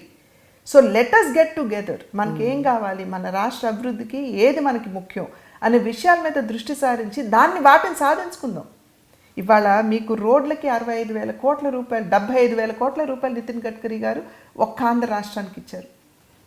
ఎన్నో రైల్వే లైన్స్ సురేష్ ప్రభు గారు ఇచ్చారు, కొత్త లైన్స్. ఎప్పుడో దశాబ్దాలుగా కేవలం ఒక కలగా మిగిలిపోతున్నటువంటి రైల్వే లైన్లు సైతం ఇవాళ సురేష్ ప్రభు గారు ఆంధ్ర రాష్ట్రానికి ఇచ్చారు. పోలవరం నిర్మాణానికి ఇవాళ కేంద్ర ప్రభుత్వం ప్రత్యేక హోదా ఇచ్చి పోలవరం నిర్మాణ భారాన్ని సంపూర్ణంగా ఇవాళ కేంద్ర ప్రభుత్వం భరిస్తుంది. What else do you need? ఇప్పుడు 11 నేషనల్ ఇన్స్టిట్యూషన్స్, ఒక్క ఐఐటి రంగారెడ్డికి తెచ్చుకోవడానికి 10 సంవత్సరాలు పోరాటం చేయాల్సి వచ్చింది. కానీ వాళ్ళ 11 నేషనల్ ఇన్స్టిట్యూషన్స్ ఇమ్మీడియట్గా వాళ్ళ ఆంధ్ర రాష్ట్రానికి. What else do you need? ఇవన్నీ కూడా రాష్ట్ర అభివృద్ధికే కదా, అది భారతీయ జనతా పార్టీ కోసం కాదుగా. సో ఆ నేపథ్యంలో what else do you need? ఇంకేం కావాలో మీరు చెప్పండి, వీఆర్ రెడీ టు డూ. మరి ప్రాబ్లం ఎక్కడుంది అనుకుంటున్నాను మ్యామ్? అంటే ఓన్లీ ఆ టర్మినాలజీలోనే ప్రాబ్లం ఉందంటారా? స్పెషల్ స్టేటస్, స్పెషల్ ప్యాకేజ్, ఈ రెండిటికి మీనింగ్ ఒకటే, బట్ వర్డ్ స్టేటస్ ప్యాకేజ్ మారటం వల్ల. చెప్పాను చూడమ్మా, people for whatever vested interest, people సెంటిమెంట్ని ఫ్యాన్ చేసేసారు. నేను ఇందాక చెప్పాను, media also has an important role to play. Today media is the fourth estate. ప్రజలకి, ప్రభుత్వాలకి, ప్రభువులకి మధ్య వారధిగా నిలబడుతూ ప్రజల కష్ట నష్టాలని ప్రభుత్వాలకి తెలియజేయాలి, ప్రభుత్వాలు చేసే పనులని ప్రజలకు వివరించి చెప్పాలి. ఎక్కడ వివరిస్తున్నారు? ఏదన్నా ఒక్క media today have they explained to the people what special category status is, what are the benefits that come under special category status. So మా రిక్వెస్ట్ ఒక్కటే, let us all work together. అల్టిమేట్గా మేము చేసినా, మీరు చేసినా, మీడియా చేసినా, ఎవరు చేసినా ఆంధ్ర రాష్ట్ర అభివృద్ధికే కదా. So let us work in tandem. మీకు ఇంకా నిర్దిష్టంగా ఏం కావాలో చెప్తే yes, we will all fight for it. Media సంగతి పక్కన పెట్టండి, మీడియా చెప్పాలి అన్నది ఓకే, ఒప్పుకుంటాను. నేను అనేది ఒక భాగం. స్వయంగా రాజకీయ నాయకులే, అంటే మీ మిత్రపక్షమైన తెలుగుదేశం పార్టీలోని వాళ్ళు, స్వయంగా ముఖ్యమంత్రి అప్పుడప్పుడు ఒకసారి ఈ మాట ఒకసారి ఆ మాట అంటున్నారు. అలాగే ప్రతిపక్షం వైఎస్ఆర్ కాంగ్రెస్ పార్టీ ఇప్పుడు ప్రశ్నించడం మొదలుపెట్టిన పవన్ కళ్యాణ్ గారు, జనసేన. సో ఇవన్నీ ఏంటంటే everybody saying. That is why I'm saying అమ్మా, వై ఐఎమ్ సేయింగ్ మీడియా పదిసార్లు అంటే, media can influence the people very, very well. So once the media is able to actually say, no, this is not it, this is what is happening అని చెప్పి media కనుక చెప్పగలిగితే బాగుంటుంది.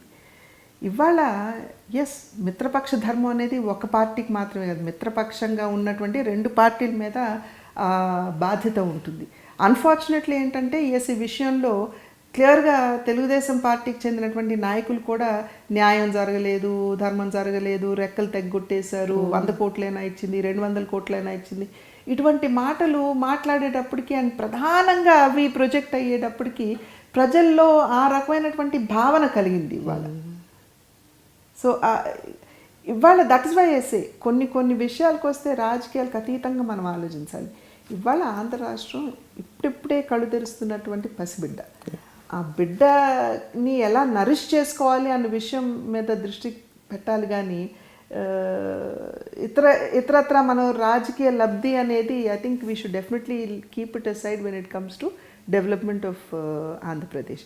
In a federal system అన్ఫార్చునేట్గా ఏమిటంటే, ఏ పని చేయాలన్నా మేము త్రూ స్టేట్ గవర్నమెంట్సే చేయగలుగుతాం. We cannot, central government cannot directly do anything. ఇప్పుడు బంజారా హిల్స్లో రోడ్ వేయాలంటే నేను డైరెక్ట్గా వేసేయలేను. నేను రాష్ట్ర ప్రభుత్వం ద్వారా, మున్సిపల్ కార్పొరేషన్ ద్వారా నేను రోడ్డు వేయించుకోవాలి. సో ఆ నేపథ్యంలో అంటే మరుగున పడిపోతుంది. What the central government is doing అనేది మరుగున పడిపోతుంది. ప్రతి ఒక్కటి రాష్ట్ర ప్రభుత్వం ద్వారా చేయటంతో ప్రతి ప్రోగ్రామ్, ప్రతి స్కీము, ప్రతి అభివృద్ధి కార్యక్రమం కూడా రాష్ట్ర ప్రభుత్వమే చేస్తుంది అనేటువంటి భావన ప్రజల్లో కలిగేటువంటి అవకాశం ఉంటుంది. ఇవాళ ఆంధ్ర రాష్ట్రానికి సంబంధించి చూసినట్లయితే రూరల్ ఆంధ్రాలో డైరెక్ట్ ఆర్థిక సంఘం సిఫార్సు మేరకు కేంద్ర ప్రభుత్వం డైరెక్ట్గా నిధులు ఇస్తుంది గ్రామాలకి. ఇవాళ చిన్న గ్రామాలకైతే 50 లక్షల వరకు వస్తుంది, పెద్ద గ్రామాలు అయితే 1.5 కోటి పైన కూడా వనరులు వచ్చేటువంటి ప్రతి సర్పంచ్కి ఈ విషయం తెలుసు. అంటే గ్రామీణ ప్రాంతంలో అభివృద్ధి కేంద్ర ప్రభుత్వ నిధులతో జరుగుతుంది. రోడ్లు వేసుకుంటున్నాం, కేంద్ర ప్రభుత్వ భాగస్వామ్యంతో చేసుకుంటున్నాం. వెల్ఫేర్ స్కీమ్స్ ఉన్నాయి, పెన్షన్స్ కావచ్చు, ఇళ్ళు కావచ్చు, మరుగుదొడ్లు కావచ్చు, కేంద్ర ప్రభుత్వ భాగస్వామ్యం ఉంది. మరుగుదొడ్లు అయితే 12,000 రూపాయలు కేంద్ర ప్రభుత్వం ఇస్తే 3,000 రాష్ట్ర ప్రభుత్వం ఇచ్చేది. అదేవిధంగా మీరు చెట్టు నీరు కార్యక్రమం కేంద్ర ప్రభుత్వం భాగస్వామ్యం ఉంది. పంట సంజీవిని కేంద్ర ప్రభుత్వం భాగస్వామ్యం. ఇవన్నీ కేంద్ర ప్రభుత్వం ఇస్తున్నటువంటి నిధుల్ని తీసుకుని వచ్చి రాష్ట్రాలు ఇక్కడ చేస్తున్నాయి. But yes, in a federal system, since it has to be done through the state government, people believe it's the state government. And unfortunately yes, central government ఇస్తుంది అన్న మాట రాష్ట్ర నాయకుల నోటి వెంట రాకపోవడం కూడా అది it gives us it's a disadvantage. So ఈ విషయాలు, that is why I keep repetitively saying media has a role to play అని. బికాజ్ ఇప్పుడు మాలాంటి వాళ్ళు మేము వెళ్ళి ఎక్కడైనా ప్రెస్ మీట్లు పెట్టి మాట్లాడినా కూడా సరిగ్గా ప్రొజెక్ట్ అవ్వచ్చు, అవ్వకపోవచ్చు. దట్ ఈస్ ఆల్సో డిసడ్వాంటేజ్ మాకు. సో ఇవన్నీ ఉన్నాయి. ఎస్, కొన్ని సందర్భాల్లో దే వాజ్ సిచ్యువేషన్ వెన్ అగ్రనాయకులు ఓ పక్క స్పెషల్ కేటగిరీ స్టేటస్ విషయంలో లేకపోతే ఇతరత్ర జరుగుతున్నప్పుడు కొంతమంది నాయకుల నమ్మకం ఏంటంటే అక్కడ కేంద్ర ప్రభుత్వం సమర్థవంతంగా ఉన్నప్పుడు ఇక్కడ రాష్ట్ర ప్రభుత్వం బాగానే నిర్వహిస్తుందేమో అన్న భావంతో మాట్లాడి ఉండొచ్చు. But we have been raising it. At the same time ఏమైనా డిఫరెన్సెస్ ఉంటే ఒక మిత్రపక్షంగా ఉన్నప్పుడు ఆ పార్టీ అధ్యక్షులు మా పార్టీ అధ్యక్షులు మాట్లాడుకుని దాన్ని సమన్వయం పరుచుకుంటూ ముందుకు వెళ్ళాలి. కానీ దాని మీద గందరగోళంగా బాహ్యంగా రోడ్డు మీద పడిపోయి కొట్టి తిట్టుకునే స్థాయిలో ఉండకూడదు కదా.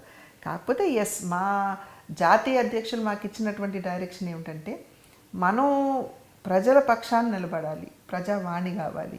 ఎక్కడైనా నిజమైన లబ్ధిదారుడు సంక్షేమానికి దూరంగా ఉన్నాడు, అతనికి అందవలసినటువంటి లబ్ధి అందలేదు అని మీరు భావిస్తే ఆ వాణి మీరు కావాలి అని ఒక నిర్దిష్టమైన డైరెక్షన్ ఇచ్చారు. దాని ప్రకారంగానే మేము వెళ్తాం.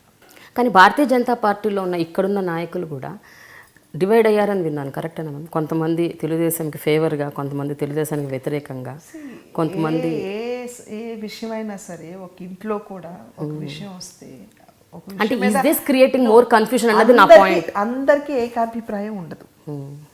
అట్లాగే కొన్ని విషయాల్లో ఎస్, మా పార్టీలో కూడా భిన్నమైన అభిప్రాయాలు ఉన్నాయి. ఆ భిన్నమైన అభిప్రాయాలని మేము ఎప్పటికప్పుడు కోర్ కమిటీ మీటింగ్స్ పెట్టుకుని ఎప్పటికప్పుడు చర్చించుకుంటూ ఉంటాం.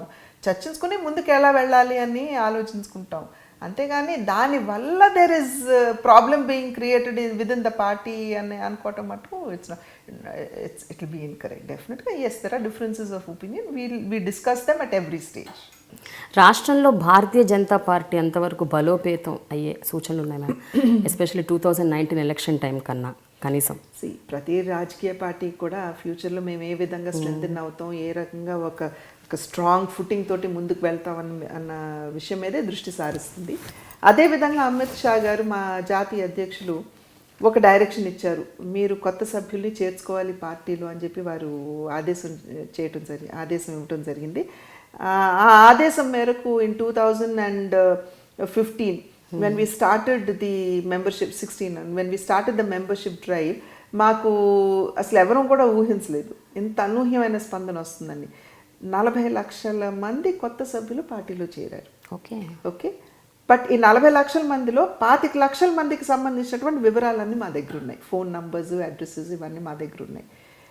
అమిత్ షా గారు ఏమన్నారు, తిరిగి వీళ్ళందరినీ కూడా మీరు కలవండి, పార్టీ విధానాలు చెప్పండి. Because Bharatiya Janata party was not a force until now we're growing. కాబట్టి మీరు వెళ్ళి అసలు పార్టీ యొక్క సిద్ధాంతం ఏమిటి, పార్టీ ఏం చేస్తుంది, ఇంకా రాబోయే కాలంలో ఏ విధంగా రాష్ట్రానికి కావచ్చు, దేశానికి కావచ్చు అభివృద్ధి పథంలో నడిపించడానికి ఏం చేస్తుంది, ఈ విషయాలన్నీ కూడా వివరించి చెప్పమని అమిత్ షా గారు చెప్పడం జరిగింది. That is a difficult task to do because mobile numbers మారిపోతాయి, అడ్రస్లు మారిపోతూ ఉంటాయి. అట్ ద సేమ్ టైం వారు ఏమన్నారు, ఈ మధ్య కాలంలో booth committees are very important. సహజంగా 2014 అయినా కూడా గెలిస్తే గాలివాటంగా గెలిచిపోయారు. బీజేపీ గాలి ఉంది, నరేంద్ర మోడీ గారు హవా ఉంది, గెలిచిపోయారని అన్నారు. సో గాలివాటం అనేది ప్రతిసారి మనకు అనుకూలంగా ఉండదు. కాబట్టి సంస్థాగతంగా ఎప్పుడైతే మనం స్ట్రాంగ్గా ఉంటామో పార్టీకి ఫ్యూచర్ ఉంటుంది. కాబట్టి ఆ విషయాల మీద మీరు దృష్టి సారించండి. బూత్ స్థాయి నుండి కూడా పార్టీని మీరు స్ట్రెంథెన్ చేసుకుంటారండి అని చెప్పి ఆదేశం ఇవ్వటం జరిగింది. ఇప్పుడు పార్టీ దాని మీదే దృష్టి పెట్టింది. అండ్ డెఫినెట్గా భారతీయ జనతా పార్టీ లక్ష్యం కూడా 2019 సంవత్సరానికి ఒక బలీయమైన శక్తిగా భారతీయ జనతా పార్టీ ఎదగాలి. ప్రతి కార్యకర్త ఆకాంక్ష కూడా అది. ఆ దిశగా మేము ప్రయత్నం చేసినా ఆ పైన భగవంతుడు అనుగ్రహం. 2019లో సింగిల్గా పోటీ చేసే అవకాశాలు ఉన్నాయా మ్యామ్ భారతీయ జనతా పార్టీకి? లేకపోతే జనసేనని కూడా కలుపుకుంటారా? లేకపోతే మళ్ళీ సేమ్ ఇంతకు ముందులాగా మిత్రపక్షాలని కలుపుకుంటారా? రాజకీయాలు అనేవి they are very very dynamic. ఇప్పుడున్న పరిస్థితి రేపు ఉండదు, రేపు ఉన్నది ఎల్లుండి ఉండదు. సో 2019కి పరిస్థితి ఎలా ఉంటుందో మనకు తెలియదు. We will see. బట్ డెఫినెట్గా ప్రస్తుతం మా దృష్టల్లా how do we strengthen the party, how do we go forward. ప్రస్తుత రాజకీయ పరిస్థితిని కూడా ఒకసారి చూసుకుంటే మ్యామ్, సౌత్ రీజియన్లో కర్ణాటకలో తప్ప ఎక్కడ భారతీయ జనతా పార్టీ స్ట్రాంగ్గా లేదు.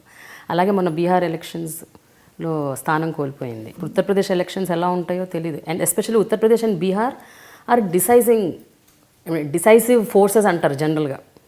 సో ఉత్తరప్రదేశ్ కూడా అటు ఇటు అయిందనుకోండి, ఏంటి అంటే what is it that you are forcing? Still we will work towards strengthening the party because ultimately we want the party to be strong. So ప్రతి రాష్ట్రంలో ఉన్నటువంటి పరిస్థితులు ఇంకో రాష్ట్రానికి భిన్నంగా ఉంటాయి. ఇప్పుడు బీహార్లో ఓడిపోయావు. ఎలా ఓడిపోయావు? ఐడియాలజికల్గా అసలు ఎటువంటి యూనో కామనాలిటీ లేనటువంటి పార్టీస్ అన్నీ కలిసాయి అక్కడ. ఆర్జేడీ, లాల్ ప్రసాద్ గారు, నితీష్ గారు, you know how the differences between them. Congress కలిసింది అక్కడ. సో దే వర్ ఫోర్సెస్ అక్కడ. సి ఒక very thin line. Why did the parties come together? What was their goal? To defeat BJP. But their goal or their focus was not on what do we do for the state.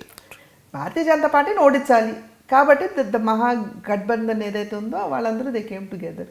ఇవాళ ఉత్తరప్రదేశ్లో కూడా అదే జరుగుతుంది. మోడీ గారు చెప్పారు మీ తండ్రి మీద హత్యాయత్నం జరిగింది అని చెప్పి వారు చెప్పడం జరిగింది. Why did those two parties come together? Their goal is let us defeat BJP. Ultimately people decide. That is the beauty of democracy. And people, I sincerely hope a pariniti ganka unnatlaithe they will definitely hope for a party or a government that will actually give them development. Because Uttar Pradesh manandariki telusu akkada unnatuvanti paristhitulu abhiruddhiki enta dooranlo undo manandariki teliyanaటువంటి విషయం కాదు. One of the largest states. And in fact that is acting as a drag on the growth of our country అని చాలామంది ఆర్థికవేత్తలు విశ్వసిస్తారు.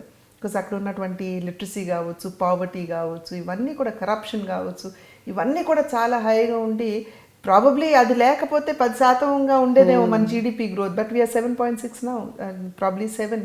So ఆ రకంగా ప్రజల్లో ఆ పరిణితి కూడా రావాలి. But democracy is very vibrant. But మీరు చెప్పండి మ్యామ్, మోడీ గారికి వ్యతిరేకంగా శక్తులన్నీ కలుస్తున్నాయని అనుకుంటున్నారు ఏమన్నా? మీకు ఏమన్నా అటువంటి సూచనలు కనిపిస్తున్నాయా? అన్ని శక్తులు కలిసి మోడీ గారికి వ్యతిరేకంగా, బీజేపీకి వ్యతిరేకంగా బీహార్లో జరిగింది అదే కదమ్మా మరి. నో ఈవెన్ మిగతా చోట్ల కూడా, మిగతా చోట్ల కూడా in future also. But that's a challenge that BJP will have to face. Demonetisation effect ఏమన్నా దీని మీద ఉందనుకుంటున్నారా మీరు? యూపీ ఎలక్షన్స్లో ఇంట్రెస్టింగ్గా నాయకులు ఖచ్చితంగా దాని గురించి మాట్లాడుతున్నారు. ట్రేడింగ్ కమ్యూనిటీలో కొంతమేరకు దాని ప్రభావం ఉండొచ్చు, కానీ లోవర్ డౌన్ అంతగా ప్రభావం ఉన్నట్టుగా అయితే ఖచ్చితంగా అనిపించలేదు. బట్ డిమానిటైజేషన్ మీద ఆర్థికవేత్తల్లో సైతం there are differences of opinions. కొంతమంది వెరీ గుడ్ అంటున్నారు, కొంతమంది లేదు అంటున్నారు. See my only appeal is Modi garu demonetisation నిర్ణయం తీసుకున్నప్పుడు ఆయన చెప్పింది ఏమిటంటే నల్ల కుబేర ఇళ్లలో వాళ్ళ కబర్డ్స్లో మూలుగుతున్నటువంటి నల్లధనాన్ని which was out of circulation నేను సర్క్యులేషన్లోకి తిరిగి తీసుకొస్తానని చెప్పారు. ఇది అవినీతి నిరోధిస్తుందని కాదు, నల్లధనాన్ని ముందు నేను తీసుకురావాలి. ఎందుకు దాని మీద దృష్టి పెట్టారు? ఇవాళ 16.5 లక్షల కోట్ల రూపాయలు నగదుగా మన దేశంలో చలామణి అవుతుంటే 14.5 లక్షల కోట్లు 1,500 రూపాయల నోట్ల రూపంలో ఉన్నాయి. And RBI survey has categorically said that ఈ 1000 రూపాయల నోట్లు ఏదైతే ఉన్నాయో చలామణిలో ఉన్నాయో వాటిలో 2/3 are in the form of black money. 500 rupee నోట్స్లో చలామణిలో ఉన్నటువంటి 500 రూపాయల నోట్లో 1/3 is in the form of black money. ఇదంతా మేము సర్క్యులేషన్లోకి తీసుకురావాలి. ఇప్పుడు ఇండియా హ్యాస్ టు గ్రో అంటే మౌలిక సదుపాయాలు మనం దృష్టి పెట్టాలి. Power, roads, railways, connectivities, ports, harbours ఇవన్నీ చూడాలి మనం. At the same time are people who are living in villages, who are living in poverty, వాళ్ళకి సంక్షేమాన్ని అందివ్వాలి. ఇవన్నీ అందివ్వాలంటే అవుట్ ఆఫ్ సర్క్యులేషన్ ఉన్నటువంటి మనీని తీసుకొస్తే కానీ ఇవన్నీ కూడా ప్రజలకి చేసేటువంటి అవకాశం లేదు. కనుక డిమానిటైజేషన్ చేస్తున్నప్పుడు మోడీ గారు చెప్పింది నల్లధనాన్ని నేను సర్క్యులేషన్లోకి తీసుకొస్తాను. ఇవాళ ప్రశ్నిస్తున్నారు విపక్ష నేతలందరూ కూడా, మీరు ఎంత మేరకు తీసుకొచ్చారు, అంత డబ్బంతా వచ్చేసింది కదా, 14.5 లక్షలు కూడా వచ్చేసింది కదా, నల్లధనం ఎక్కడుంది అని అడుగుతున్నారు. ఆర్ మీరు నల్లధనం నల్ల కుబేర్లకు ఒక అవకాశం ఇచ్చేస్తారు నల్లధనాన్ని వైట్ చేసుకోవటానికి. అదే కదా మాకు కావాలంది, సర్క్యులేషన్లోకి తీసుకురావాలి. నల్లధనం తెల్లధనం కావాలనే కదా మా ఆకాంక్ష కూడాను. ఇవాళ అంత పెద్ద ఎత్తున బ్యాంకుల్లోకి అవి వచ్చినటువంటి నేపథ్యంలోనే పేదలు 9 లక్షలు పెట్టి ఇల్లు కట్టుకుంటే 4% ఇంట్రెస్ట్ సబ్వెన్షన్ ఇస్తా అన్నారు. 12 లక్షలు పెట్టి పేదవాడి ఇల్లు కట్టుకుంటే 3% సబ్వెన్షన్ ఇస్తా అన్నారు.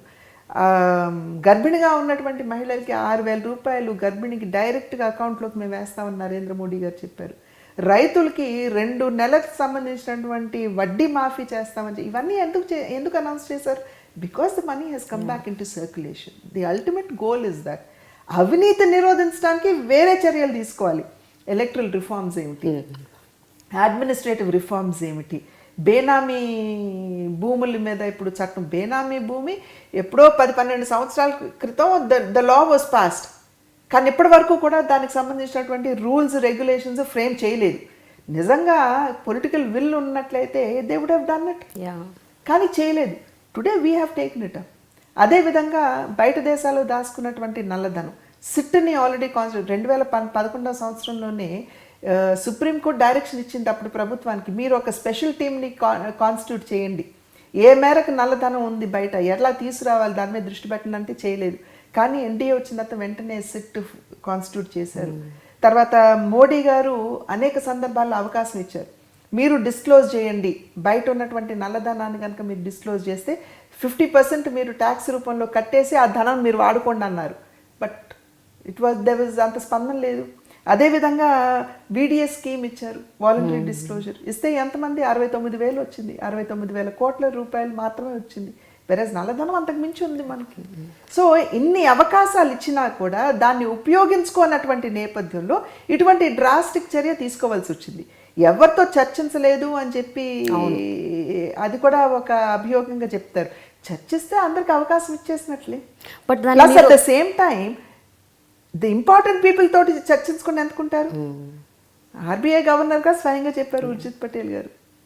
సో అరుణ్ జైట్లీ గారు చెప్పారు, కన్సర్న్ తో వాళ్ళతో చర్చించారు, అంతవరకే. అంతేగాని మనం బాహ్యంగా వచ్చేసి పేపర్ల ద్వారా ప్రజలందరికీ తెలిసే విధంగా చర్చించాం కదా. ఇప్పుడు అదే విధంగా విపక్ష నేతలు ఏమంటారు, కొందరికి ఒక సందర్భంలో ఎవరికి చెప్పలేదు, నియంతలా వ్యవహరించారంటారు. రెండో వైపు ఏమంటున్నారు, కొంతమందికే చెప్పారు, వాళ్ళకి నల్లధనం తెలుపు చేసుకునే అవకాశం ఇచ్చారని అంటారు. There is a contradiction. వారు చెప్పే దాంట్లోనే కాంట్రడిక్షన్ ఉంది. So let us not play with the sentiments of the people. This is to do with the country, the welfare of the country, the future of the country. So దీని ప్రభావం ఎలా ఉంటుంది, మీరు నిర్మాణాత్మకంగా దాని గురించి చర్చించాలి. ఇప్పుడు ఎస్ దీనివల్ల ఫ్యూచర్లో దెబ్బతినే అవకాశం ఉంటుందని లెట్ us డిస్కస్. ఇప్పుడు మన్మోహన్ సింగ్ గారు ఇట్స్ అన్ ఆర్గనైజ్డ్ లూట్ అని అన్నారు. ఐ మీన్ నాకు మన్మోహన్ సింగ్ గారు తండ్రి అంతటి వ్యక్తి, నాకు I literally look up to him like father after father, చాలా గౌరవం. కానీ వారు ఆ మాట అనేటప్పటికీ నాకే చివుకుమంది. What is organised looting? UPA ప్రభుత్వంలో స్కామ్స్ ఎన్ని చూడలేదు మనం. వెంకయ్యనాయుడు గారు చాలా చక్కగా చెప్తారు, అంతరిక్షంలో ఉంది, భూమి మీద ఉంది, భూగర్భంలో ఉంది, నీటి మీద ఉంది, నీటి అడుగునుంది. ప్రతి విషయంలో ఏ కోణం నుండి తీసుకున్నా కూడా స్కామ్స్ జరిగి దాని మీద ఉపేక్షించిన తర్వాత ఆర్గనైజ్ లూటింగ్ ఏమిటండి? ఇవాళ దేశ భవిష్యత్తును దృష్టిలో పెట్టుకుని ఒక సాహసోపేతమైనటువంటి నిర్ణయం తీసుకున్నప్పుడు you should be able to say yes, 4 years from today దీని యొక్క ప్రభావం ఇట్లా ఉండబోతుంది, కాబట్టి అక్కడ మనం జాగ్రత్త చర్యలు ఏం తీసుకోవాలి. సో నిర్మాణాత్మకమైనటువంటి చర్చ జరగాలి, కానీ పార్లమెంట్ని జరగనివ్వకుండా విత్ పొలిటికల్ వెస్టెడ్ ఇంట్రెస్ట్. కానీ ఒక్క విషయం మేడం, మన్మోహన్ సింగ్ గారు కేవలం ఒక ప్రైమ్ మినిస్టర్ మాత్రం కదా, ఒకప్పుడు he was planning commission chairman. ఆయన గొప్ప ఆర్థికవేత్త, ఆయనకున్న నాలెడ్జ్ ఫినాన్షియల్ విషయస్ మీద చాలామంది కూడా లేదు. అలాంటి వ్యక్తి అలాంటి కామెంట్ చేశాడంటే అందులో నిజం లేకపోలేదు అని ఎవరు అనుకోరా? నేను అదే అంటున్నాను, నిర్మాణాత్మకంగా చెప్పండి. యా, దీని ప్రభావం ఎలా ఉండబోతుంది, షార్ట్ టర్మ్ ఎలాగుంటుంది, లాంగ్ టర్మ్ ఎలా. ఎస్, షార్ట్ టర్మ్లో అందరూ కూడా చెప్పేది మాట ఒకటి, 7.6% జీడిపి గ్రోత్ ఏదైతే ఉందో అది తగ్గిపోతుంది అని చెప్పారు. ఇప్పుడు ఏమని చెప్పారు, 2% ఉంటుంది, 3% ఉంటుంది అని చెప్తున్నారు. But you go to say we may not be 7.6 but we're 7.4. So అంత పెద్ద ఎత్తున అంత ఒక ఒక ఒక దేశ ఆర్థిక వ్యవస్థనే ప్రభావితం చేసేటువంటి నిర్ణయం తీసుకున్నప్పుడు ఇటువంటివి you have to expect. But జనరల్గా మేడం ఈ నిర్ణయం అనే కాదు, జనరల్గా కూడా ఎన్డీఏ అన్నది నామకే వాస్తే మొత్తం మోడీ గారి చేతుల్లోనే పగ్గాలు ఉంటాయి, ఏకీకృత నాయకత్వం అని అంటుంటారు. ఆయన he's the one who runs everything, runs the show. ఆయన ఎవరిని ఇన్వాల్వ్ కానివ్వరు, ఎంటర్ కానివ్వరు, ఆయనే నిర్ణయాలు తీసుకుంటారు. ఇట్స్ లైక్ ఒక నియంతృత్వ ధోరణి అన్నది. డిమానిటైజేషన్ పక్కన పెట్టండి, మిగతా అన్ని ఆస్పెక్ట్స్లో కూడా ఇది ఎంతవరకు, అంటే to what extent is true? As the head of the state అల్టిమేట్గా డెసిషన్ ఆయనే తీసుకోవాలి. ఓకే, డెసిషన్ ఆయన ప్రేమ గారు తీసుకోరు, పురంధరేశ్వరి తీసుకోరు. కానీ దాని మీద చర్చ జరగాలి. చర్చ ఏ స్థాయిలో ఆ చర్చ జరిగింది అనేది ఇంపార్టెంట్. అంతేగాని మిమ్మల్ని మాట్లాడనివ్వకుండా డిసిషన్ నేను తీసేసుకున్నట్లయితే అది నియంత, అది ఏకీకృత నాయకత్వం మీరు ఏదైతే అన్నారో దానికి నిర్వచనం. కానీ ఇక్కడ అట్లా కాదు కదా. క్యాబినెట్ మీటింగ్స్ జరిగినప్పుడు నేను జావడేకర్ గారితో మాట్లాడాను, నేను ధర్మేంద్ర ప్రధాన్ గారితో మాట్లాడాను, పీయూష్ గోయల్ గారితో మాట్లాడాను. ప్రతి ఒక్కరు కూడా చెప్పేదే చాలా ఓపెన్గా చర్చించుకుంటాం మేము. చివరికి to the extent if we feel it is wrong, మేము రాంగ్ అని చెప్తాం. But ultimate decision the head of the state will have to take. So we should know the difference there. Ultimately, yes, he should be decisive enough to take a decision. He should have conviction to take a decision. ఆ conviction తోటి వారు తీసుకుంటున్నారు. ఇప్పుడు మేము పార్టీలో కూడా we go to national executive committee council మీటింగ్స్కి వెళ్తాము, లేకపోతే ఈ కోర్ కమిటీస్కి వెళ్తాం. ఎక్కడా కూడా ఆయన నేను ఇది నిర్ణయం చేశాను, so you all toe the line అని ఎప్పుడూ ఆయన అనలేదు మాతో. there's open debate, there's open discussion, but ఫైనల్గా the decision is taken by him and Amit Shah garu. వాళ్ళిద్దరు డెసిషన్ తీసుకుంటారు. లేకపోతే ఇంకా ఇండిసైసివ్నెస్ ఉంటే ఇంకా how can you call yourself the head of the state? Madam major differences మీరు ఏది గమనించారు మన్మోహన్ సింగ్ గారికి మోడీ గారికి? No, I wouldn't want to say Manmohan Singh garu and Modi garu and kaadamma. Both are people with great integrity. Yeah. I cannot question the integrity but as of Prime Manmohan Ministers. Singh. At the same time, I cannot question the integrity of Shri Narendra Modi. But yes, there is more decisiveness. There is more decisiveness. You see more transparency, less of corruption. లేదు అని చెప్పి మనం యూటోపియన్గా మనం ఆలోచించలేదా? డెఫినెట్గా there is less of corruption. The ministers are doing their work, and I think that's very important for the country to grow. ఇప్పుడు most important topic ma'am, మీ నాన్నగారి మీద biopic చేయాలని బాలకృష్ణ గారు అనుకుంటున్నారు. మీరు what is your take on that? అది సాధ్యమా? My వ్యూవా లేకపోతే your view, your take, your opinion, everything. సహజంగా మూవీస్ అంటే చలనచిత్రాలంటే ఒక ఊహాజనితమైనటువంటి ఒక కథ ఉంటుంది. అంటే జీవితంలో సమాజంలో మనం చూసేటువంటి సంఘటనలు దాంతో పొందుపరిచినా కూడా కథ అనేది ఒక ఇట్స్ క్రియేటెడ్ స్టోరీ. సో ఏ రకంగానూ మనం దాన్ని మలుచుకోవచ్చు. కొన్ని సందర్భాలు మనకు తెలుసు, హీరో చచ్చిపోతాడు అని అనుకున్నది he suddenly comes back live, so you can change it. But చరిత్ర మీద ఆధారపడి సినిమాలు తీస్తున్నటువంటి సందర్భంలో ఆ రకమైనటువంటి మెనూవరబిలిటీకి స్పేస్ అనేది ఉండదు. బికాస్ చరిత్రగా మనం ప్రజెంట్ చేయాలి. ఇవాళ రామారావు గారి జీవితం చరిత్ర, దాంట్లో దేన్ని కూడా మనం మార్చలేము. Because everybody knows about history, and దానివల్ల వచ్చే సమస్యలు కూడా చాలా ఉంటాయి.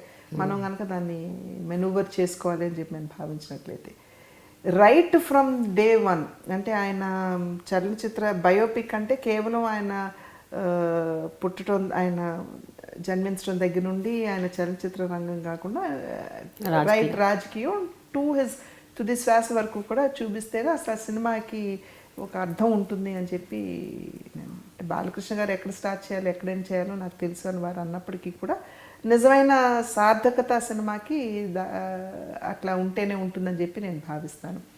సో ఆ సందర్భంలో he has to show everything. So right from ఇప్పుడు రాజకీయ ఇప్పుడు చలనచిత్ర రంగం of course this no debatable point at all, but రాజకీయ రంగానికి వచ్చేటప్పటికి there are debatable points. So ఏ రకంగా చూపిస్తారన్నది, సో ఆ స్థాయిలో తీయగలుగుతారా అనేది మనం వేచి చూడాలి. ఎస్పెషలీ వాస్తవాలు అయితే చూపించాలి. వాస్తవాలు చూపించకుండా మీరు బయోపిక్ అంటే అర్థం వాస్తవాలలో కొన్ని కఠోరమైన నిజాలు ఉన్నాయి. అవును. అండ్ ఆ టైంలో బాలకృష్ణ గారు కూడా ఉన్నారు ఆ క్యాంప్ పాలిటిక్స్ జరిగినప్పుడు. సో ఎంతవరకు పోషించారు. సో ఆ నేపథ్యంలో నేను ఇందాక అన్నది అందుకనే యూ కెనాట్ చేంజ్, చరిత్రని మార్చలేవు.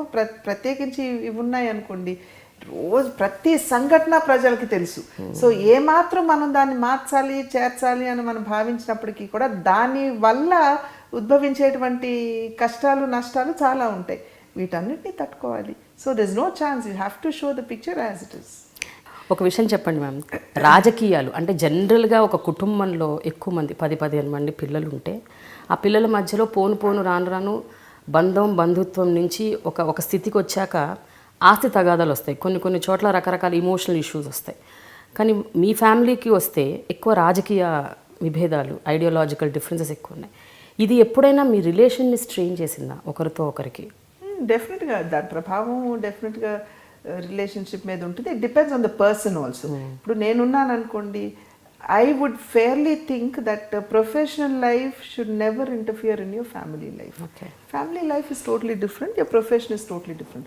ప్రొఫెషనల్గా ఏమైనా విభేదాలు ఉంటే కనుక అది ప్రొఫెషన్ వరకే మనం దాన్ని పరిమితం చేసుకోవాలి. ఫ్యామిలీ రిలేషన్షిప్ని డిస్టర్బ్ చేసే స్థాయిలో అది ప్రభావితం చేయకూడదు. నా వరకు నేను అట్లాగే నమ్మాను. Till date I go with that conviction only. But అవతల వ్యక్తుల మీద కూడా ఉండాలి కదా ఆలోచన, వారు కూడా ఆ దిశగా ఆలోచించుకుంటే అసలు ఇబ్బంది లేదు. Yes, it has strain relationship నాకు ఫ్యామిలీలో, విచ్ ఇస్ వెరీ సాడ్. నేను ఇందాక చెప్పినట్టుగా అందరూ కావాలి, అందరూ కలిసి ఉండాలి, హాయిగా మనసు విప్పి మాట్లాడుకుని హాయిగా నవ్వుకునే పరిస్థితిలో మనం అందరం కలుసుకోవాలి అనేటువంటి మనస్తత్వం నాది.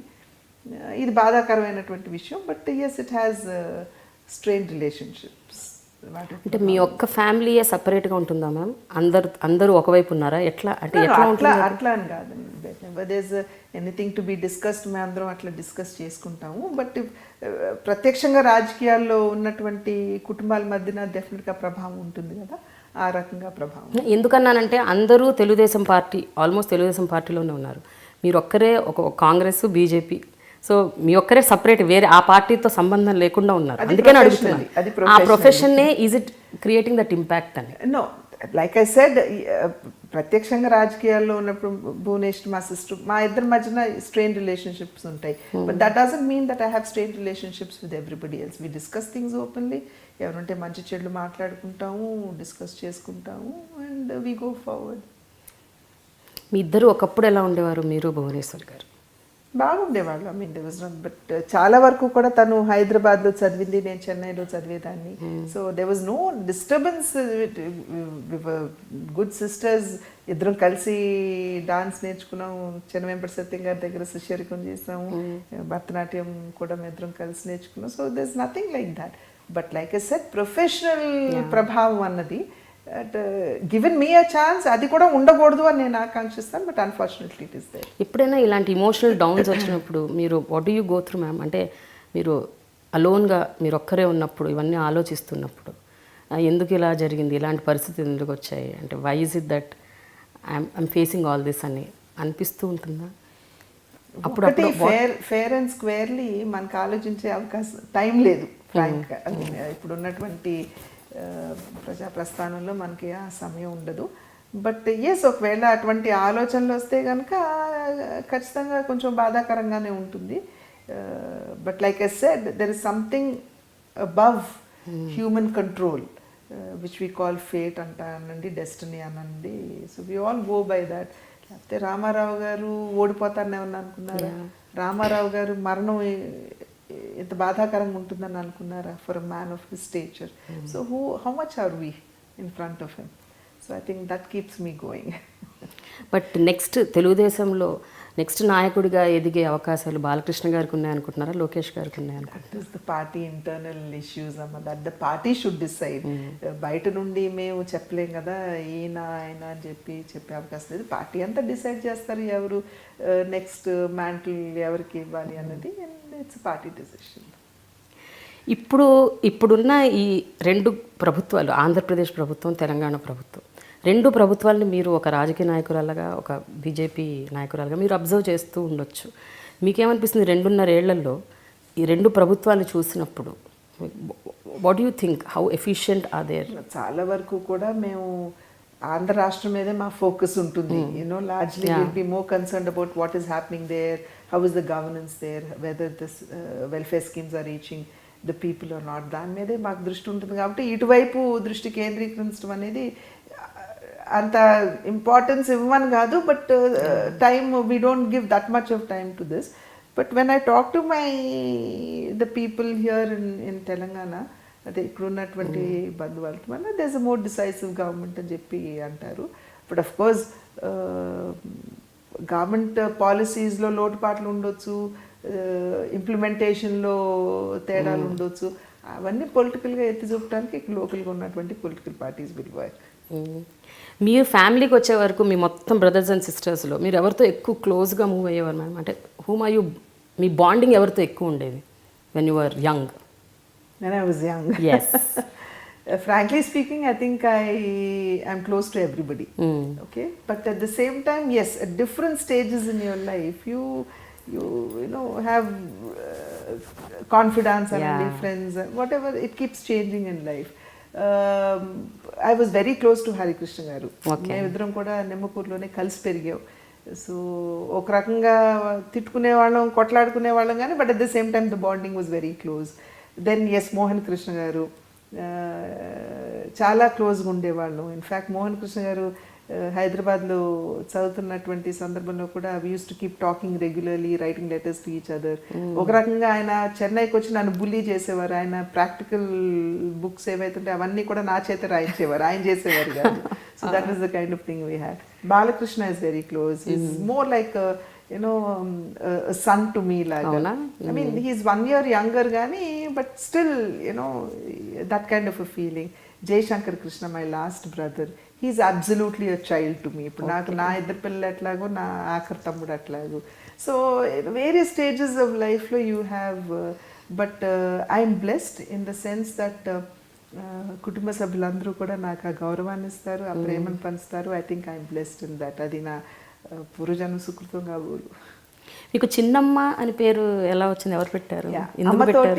అమ్మతోటి ఎక్కువ నేను వెళ్ళిన. ఒకటి ప్రాబబ్లీ మై నేమ్ పురంధేశ్వరి అనేది ఇట్స్ వినన్నటువంటి పేరు అండ్ తొందరగా నోరు తిరగకపోవచ్చు. సో అది ఒక కారణం అవ్వచ్చు. కానీ అమ్మతో ఎక్కువ ఎక్కడికి వెళ్ళినా కానీ అమ్మ నన్ను వెంట తీసుకెళ్ళేవారు.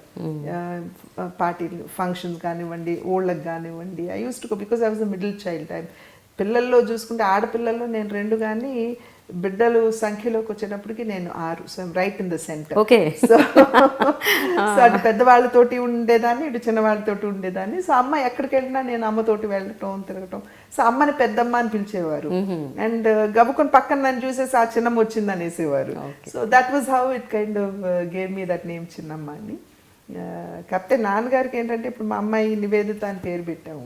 సో ఎప్పుడు అనేవారు, అమ్మ నువ్వు దాన్ని తగ్గించేసి నివి అని, నివిలు అని ఇట్లా పిలవద్దు, చక్క ఫుల్గా నివేదిత అని పిలువు అని. సో నాన్నగారు బహుశా అది ఇష్టమేమో పురంధేశ్వరి అని పిలవాలని. బట్ యాజ్ ఐ సెడ్, నోరు తిరగకపోవటం, అమ్మతో తిరగటం. సో అందుకని ముద్దు పేరు. బట్ మీ పేరులో కూడా చాలా కన్ఫ్యూజన్స్ ఉన్నాయి. పురంధేశ్వరి అంటారు కొంతమంది, పురంధీశ్వరి అంటారు, పురంధరేశ్వరి. అసలు ఏది, what is our actual name? Actually నాన్నగారు పురంధరేశ్వరి అని పెట్టారు. పురంధరేశ్వరి, ఈశ్వరి కాదు. పురంధరీశ్వరి ఓకే పెట్టారు. బట్ వెన్ స్కూల్లో నా పేరు నమోదు చేస్తున్నటువంటి సందర్భంలో మరి it's missionary school, so being name తో ఫెమిలియారిటీ లేకపోవడం కావచ్చు, వాట్ ఎవర్, పురంధేశ్వరి అని చెప్పి రిజిస్టర్ అయిపోయింది స్కూల్ రిజిస్టర్స్ లో. సో అందుకని పీపుల్ కంటిన్యూ కాలింగ్ మీ పురంధేశ్వరి. సో పురంధేశ్వరి అని పిలుస్తారు, రాయటం కూడా పురంధేశ్వరి అనే పెట్టేశారు. మ్యామ్, అసలు రాజకీయాల్లోకి రాకముందు మీకు అసలు రాజకీయాలు అంటే ఏంటి, అసలు ఏంటి, అందులో ఎక్కడ దాకా వెళ్ళొచ్చు, అసలు అవగాహన కూడా ఎక్కువగా ఉండేది కాదు. ఓన్లీ మీరు focus was on your family.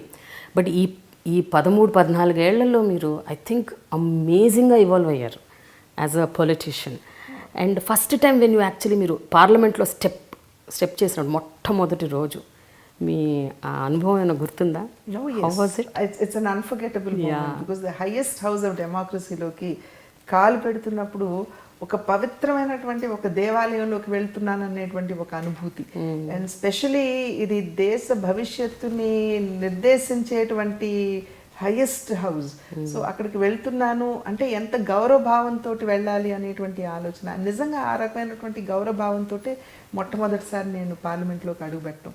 వెళ్ళిన తర్వాత ప్రతి ఒక్కరు కూడా రామారావు గారు బిడ్డగా ప్రతి ఒక్కరు ఆ గౌరవాన్ని నాకు ఇచ్చారు, ఇంక్లూడింగ్ అద్వానీ గారు, వాజ్పేయి గారు, ప్రతి ఒక్కరు కూడా. ఎస్, సోమనాథ్ చటర్జీ గారు, వారందరూ రామారావు సాబ్ కి బేటీ అని నన్ను, లాలూ ప్రసాద్ యాదవ్ గారు, వీరందరూ ఆ రకమైనటువంటి గౌరవాన్ని సొంత బిడ్డలాగా వారందరూ ఆ స్థాయిలో నన్ను గౌరవించారు. But when it came to debates, parliament minister చుట్టూ తిరిగేదాన్ని బొంగలాగా, నాకు ఛాన్స్ ఇవ్వండి మాట్లాడటానికి. అక్కడ యూజువల్ ఏమవుతుందంటే 543 మెంబర్స్ ఆఫ్ పార్లమెంట్ ఉన్న పార్టీస్కి వారి స్ట్రెంగ్త్ మేరకే వారికి టైం కేటాయించడం జరుగుతుంది. సో సహజంగా ఒక పావు గంట ఇచ్చారనుకోండి, దాంట్లో చాలా వరకు సీనియర్ నేతలకి టైం ఇస్తారు, ఎందుకంటే they already been in the house, they know how to speak, కాబట్టి వాళ్ళకి ఇస్తారు. సో కొత్తగా వెళ్ళినటువంటి సభ్యులకి ఆ మేరకు సమయం కేటాయించడం అనేది జరగదు. బట్ నేను రెగ్యులర్గా వెళ్ళి నేను అడిగేదాన్ని ప్రతి విషయం, నేను మాట్లాడతాను అన్నప్పుడు టైం లేదు, యూ హ్యావ్ టు వెయిట్ అని గట్టిగా చెప్పేవారు. బాధ కలిగేది, మన after all we are house in the house to speak కదా అనుకునేదాన్ని. ఒకసారి it's in the evening 7:30 almost, agriculture budget మీద డిస్కషన్ జరుగుతున్నప్పుడు గబుక్కున్న పార్లమెంట్ అఫేర్స్ ప్రియరంజన్ దాస్ మున్షి గారు నా దగ్గరికి వచ్చి పురంధేశ్వరి స్పీక్ అన్నారు. అన్నా సార్, నేను అడిగినప్పుడు మీరు ఇవ్వలేదు, ఇప్పుడేమో ఐఎమ్ నాట్ ప్రిపేర్డ్, నా నోట్స్ నా దగ్గర లేవు, నేను ఎట్లా మాట్లాడతానంటే సమయం లేనప్పుడే వచ్చి మా మీద వదిలేస్తారు, సమయం ఇచ్చినప్పుడే మాట్లాడరని కొంచెం విసుక్కున్నారు. దట్ గేవ్ మీ దట్ పట్టుదల, ఎస్ ఐ మస్ట్ స్పీక్, మాట పట్టడం ఎందుకని. So my first speech was an agriculture and I got an appreciation note from Sharad Pawar గారు, వెల్ స్పోకన్. సురేష్ ప్రభు గారు శివసేన ఎంపీగా హౌస్లో ఉన్నారు, ఇప్పుడు ప్రస్తుత రైలు, ఆయన గబగబా వెనకాల పరిగెత్తుకొచ్చి మేడం అని పిలిచి స్పోక్ వెరీ వెల్ అన్నారు. మన సచిన్ పైలట్ గబగబా ఆయన సీట్ నుండి లేచి వచ్చి భుజం తట్టి, Purandeswari spoke so well today, can you really speak అని నవ్వారు. Because I usually use to do my work and get back home. So that was the kind of encouragement I got. And I think after that, once a confidence create అయితే, yes, this member can speak and a confidence create అయితే, they give you chances and I was given an opportunity to speak. Venkateswara Rao గారి expertise ఎప్పుడైనా మీకు help అయ్యాయా? అంటే when you actually పార్లమెంట్లోకి వెళ్ళి మాట్లాడేటప్పుడు మీరు ఎప్పుడైనా ఆయన దగ్గర టిప్స్ తీసుకోవడం? No, he strongly believed that you should learn yourself. Okay. Because ఆయన ఏదో చెప్పి నా మైండ్లోకి అది ఇంప్లాంట్ చేసేసి అదే కోణం నుండి నేను ఆలోచించడం అనేది ఆయనకి అప్పుడు ఇష్టం లేదు, ఇప్పుడు కూడా ఇష్టం లేదు. బికాజ్ ఈవెన్ అట్ హోమ్ ఈ రోజు కూడా if there something in the paper, something in the news, we debate issues, we argue, may end up in fights, that is different issue, but we definitely debate thing. అట్లాగే మొదటిసారి నేను railway budget మీద మాట్లాడుతున్నప్పుడు నేను phone చేసి ఇంత చెప్పాను, నేను రైల్వే బడ్జెట్ మీద మాట్లాడుతున్నాను, these are the issues that I'm going to raise, ఈ రకంగా స్టార్ట్ చేయబోతున్నాను, ఈ రకంగా ఎండ్ చేయబోతున్నాను. It's why you telling me, నువ్వు పార్లమెంట్లో మాట్లాడాలి, నువ్వు ఆలోచించుకో, you should know what you are speaking. So ఆ రకంగా స్పూన్ ఫీడింగ్ చేసేవారు కాదు, but at the same time he was there as support for me. He would tell me, yeah probably ఇది ఉందేమో, ఆలోచించు, ఆ రకంగా. So it was a great blessing as well as a support. కానీ చూడండి madam, రాజకీయాల్లోకి వచ్చిన 1 yearకే మీకు బెస్ట్ పార్లమెంటేరియన్ అవార్డు వచ్చింది 2005 అనుకుంటా. 2005. జనరల్గా అసలు ఆన్ వాట్ బేసిస్ ఇస్తారు మ్యామ్ బెస్ట్ పార్లమెంటేరియన్ అంటే ఏంటి? దే లుక్ ఎట్ ఇప్పుడు పార్లమెంట్లో వేరియస్ ప్రొసీజర్స్ ఉంటాయి. క్వశ్చన్ అవర్ ఉంటుంది, 0 hour ఉంటుంది, దెన్ 193 ఇంటర్వెన్షన్స్ ఉంటాయి. లేకపోతే ఎవరైనా మాట్లాడుతా అంటే మనం లేచి ఇంటర్వెన్షన్స్ చేయటం. So your performance in the parliament మీద దృష్టి పెడతారు. బిహేవియర్ అది కూడా ఉంటుందా? Counted behaviour is counted. అందుకనే టైటిల్ నాకు బాగుంటుంది, the silent parliamentarian wins. Because I never use to talk much, కూర్చునేదాన్ని వినేదాన్ని అంతవరకే ఉండేది. సో బయట సెంట్రల్ హాల్కి వచ్చినప్పుడు కూడా just I use to sit and listen to everybody. So అందుకనే they said the silent parliamentarian అని. సో యువర్ బిహేవియర్ చూస్తారు, everything they watch everything. So based on that they gauge who's the కొత్తగా వచ్చిన పార్లమెంటేరియన్స్లో who's the good one. And I been fortunate that they discovered me. మీ political friends ఎవరైనా ఉన్నారా ma'am మీకు? అంటే ఇప్పటివరకు కూడా మీరు కంటిన్యూ చేస్తూ వాళ్ళతో ఫ్రెండ్షిప్? శరద్ పవార్ గారు అమ్మాయితో మాట్లాడతాను, కరుణానిధి గారు అమ్మాయితో మాట్లాడతాను. The friendship continue. Okay. So Venkateswara Rao గారికి మీకు మధ్య ఉన్న రిలేషన్, ఆ బాండింగ్ గురించి చెప్పండి. ఎందుకంటే నేను విన్నది మీది ప్రేమ వివాహం అని విన్నాను, నిజమేనా? ప్రేమ వివాహం అంటేనమ్మా మా అన్నయ్య గారికి వారి సిస్టర్ని ఇవ్వటం జరిగింది. మాది కుండ మార్కెట్ అన్నమాట. సో సహజంగా when you know the family is very well, పెద్దలు మాట్లాడుకుంటారు కదా, ఆ ఇంట్లో ఆ అబ్బాయి ఉన్నాడు, ఈ ఇంట్లో ఈ అమ్మాయి ఉంది అనేది. సో ఎక్కడో that kind of creates an impression in your mind is well. అంతేగాని ఇట్ వాజ్ నాట్ లైక్ ఏదో లవ్ అట్ ఫస్ట్ సైట్ ఆ రకమైనటువంటి ఇది కాదు. అండ్ పెద్దలు కూడా they also thought that as the two families are fairly good enough for each other అనుకున్నారు. ఇద్దరు బాగానే ఉంటారు అనుకున్నారు. So that was how we got married. But మీరెప్పుడు ఒకరితో ఒకరు చెప్పుకోలే? పెళ్లి చేసుకుందాం చెప్పుకున్నటువంటి సందర్భాలు ఉన్నాయి.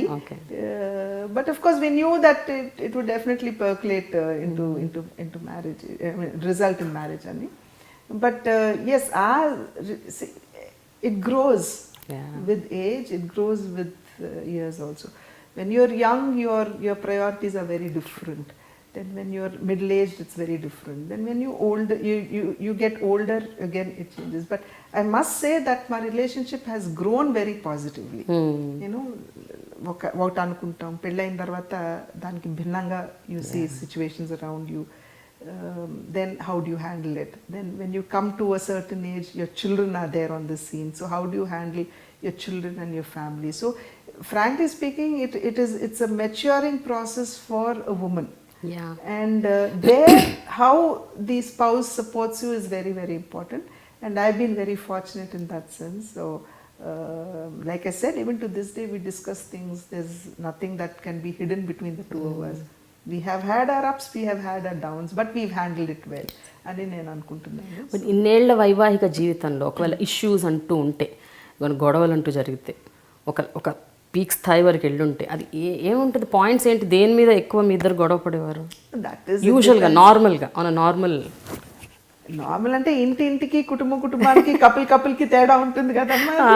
It depends on what the women things, it depends on what the man things. ఇప్పుడు నన్ను అడుగుతున్నారు, వెంకటేశ్వరరావు గారు కూడా చాలా ఉండుండొచ్చు. అదే so it's very different from individual perspective. So you cannot say that one issue అని కాదు, there will be issues. అంటే నేను అనేది జనరల్గా పిల్లల విషయంలో గొడవ పడుతుంటారు యూజువల్గా వైఫ్ అండ్ హస్బెండ్. అక్కడ ఏమవుతుందంటే ఎవరిది అప్పర్ హ్యాండ్ అవుతుంది. ఇప్పుడు I will want my child to do medicine అంటే no, I will want him to go into engineering అని అనుకోవచ్చు. సో అక్కడ ఒక రకమైనటువంటి ఆర్గ్యుమెంట్, డిబేట్, గొడవలు, ఫైట్స్ జరగవచ్చు. But how many of us sit and think, what if he becomes a doctor, what if he becomes an engineer? That kind of a logical thing. ఇప్పుడు చాలా చక్కగా మా అమ్మగారు ఏం చెప్పేవారంటే, హీటెడ్ మూమెంట్స్లో కోపం వచ్చినప్పుడు, నీ కోపం రావచ్చు, బాబు కోపం రావచ్చు, డోంట్ ఆ హీట్లో ఉన్నప్పుడు, ఆ కోపంలో ఉన్నప్పుడు ఒకరినొకరు ఆర్గ్యూ చేసుకోవద్దనేవారు. ఇప్పుడు ఆయనకి చెప్పలేకపోవచ్చు, but my mother use to tell me, say ఒకవేళ బాబు కోపం వచ్చింది అనుకో, ఏదన్నా అన్నారనుకో, ఆ మినిట్కి నువ్వు ఊరుకో. వెన్ హీఈస్ మోర్ సేనర్, కొంచెం కోపం తగ్గి కొంచెం కామ్గా ఉన్నప్పుడు, అప్పుడు నువ్వు ఎక్స్ప్లెయిన్ చేయి, మీరు అప్పుడు ఆ మాట అన్నారు కానీ జరిగిన విషయం ఇది, సో అట్లా కాదు ఇట్లాగో నేను అనుకుని చేశాను అని చెప్పి నువ్వు చెప్తే he will receive it better అనేవి. I followed it. I mean I think parents also play a very important role in situations like that అని నాకు అనిపిస్తుంది. And unconsciously I been telling my children also the same thing, so ఆ రకంగా we should know how to handle, and fortunately we matured well over the ages. It's going stronger అని నేను అనుకుంటున్నాను. నాన్నగారి సినిమాలు అన్నీ చూసారమ్మా? చాలా వరకు దాదాపుగా చూసారు. చాలా. మీ ఫేవరెట్ ఏంటి? ఏమి ఇష్టం మీకు? ఏ సినిమాలు అంటే చాలా ఇష్టం? కృష్ణ పాండవ్యం నాకు చాలా ఇష్టం. దాంట్లో అసలు ఫస్ట్ కృష్ణుడుగా ఆయన కనపడినప్పుడు అసలు ఆహార్యం కావచ్చు, ఆ మొహం కావచ్చు, అమేజింగ్లీ బ్యూటిఫుల్. అండ్ గుండమ్మ కథ చాలా ఇష్టం, ఇప్పటికి కూడా చూస్తాను నేను. మిస్ అమ్మ కథ, ఇవన్నీ దే క్లాసిక్స్. కన్యాశుల్కం అసలు దట్స్ టోటలీ డిఫరెంట్ ఫ్రమ్ నాన్నగారు's character, but he lived the character. అదేవిధంగా బడిపంతుల సినిమా ఉంటుంది నాన్నగారిది, ఒక ఏజ్డ్ స్కూల్ టీచర్గా. మరి ఆ కళ్ళజోడు పగిలిపోతే ఆ పగిలిపోయిన కళ్ళజోడుని యూజ్ చేసుకుని he reads his wife's letter. It's amazing. I think his prowess is simply beyond comparison, and there so many movies. ఎలాంటి బంధం ఉండేది మ్యామ్ మీ అమ్మగారికి నాన్నగారికి మధ్య? మీ అమ్మగారు భయపడేవారు ఆయన అంటే, లేకపోతే ఎలా ఉండేది వాళ్ళిద్దరు? భయం లేదమ్మా, ఖచ్చితంగా భయం లేదు. లైక్ జనరల్గా ఆయన అంటే అందరూ భయపడుతుంటారని విన్నా. అది గౌరవంతో వచ్చేటువంటి రిజర్వేషన్, కానీ అది భయం అని చెప్పి నేను భావించాను. ఇప్పుడు నాన్నగారు వస్తున్నారంటే మేమందరం కూడా ఇప్పుడు కాలు మీద కాలు వేసుకుని కూర్చుని గవ్వ కాలు దించుకుంటాం, అది భయం అని కాదు కదా, అది వారి పట్ల ఉన్నటువంటి గౌరవం. సో ఆ రకమైనటువంటి గౌరవం ఉండేది నాన్నగారు అంటే ఖచ్చితంగా. But at the same time ఆయన కూడా చాలా చక్కగా హ్యూమరస్గా అప్పుడప్పుడు సన్నగా జోకులు వేస్తా. బట్ ఆయన నవ్వేవారు కాదు, మాకు నవ్వాలో వద్దో అర్థమయ్యేది కాదు, బికాజ్ ఆయన నవ్వేవారు కాదు కాబట్టి. బట్ నాన్నగారికి అమ్మకి చాలా చాలా క్లోజ్ రిలేషన్షిప్ ఉండేది.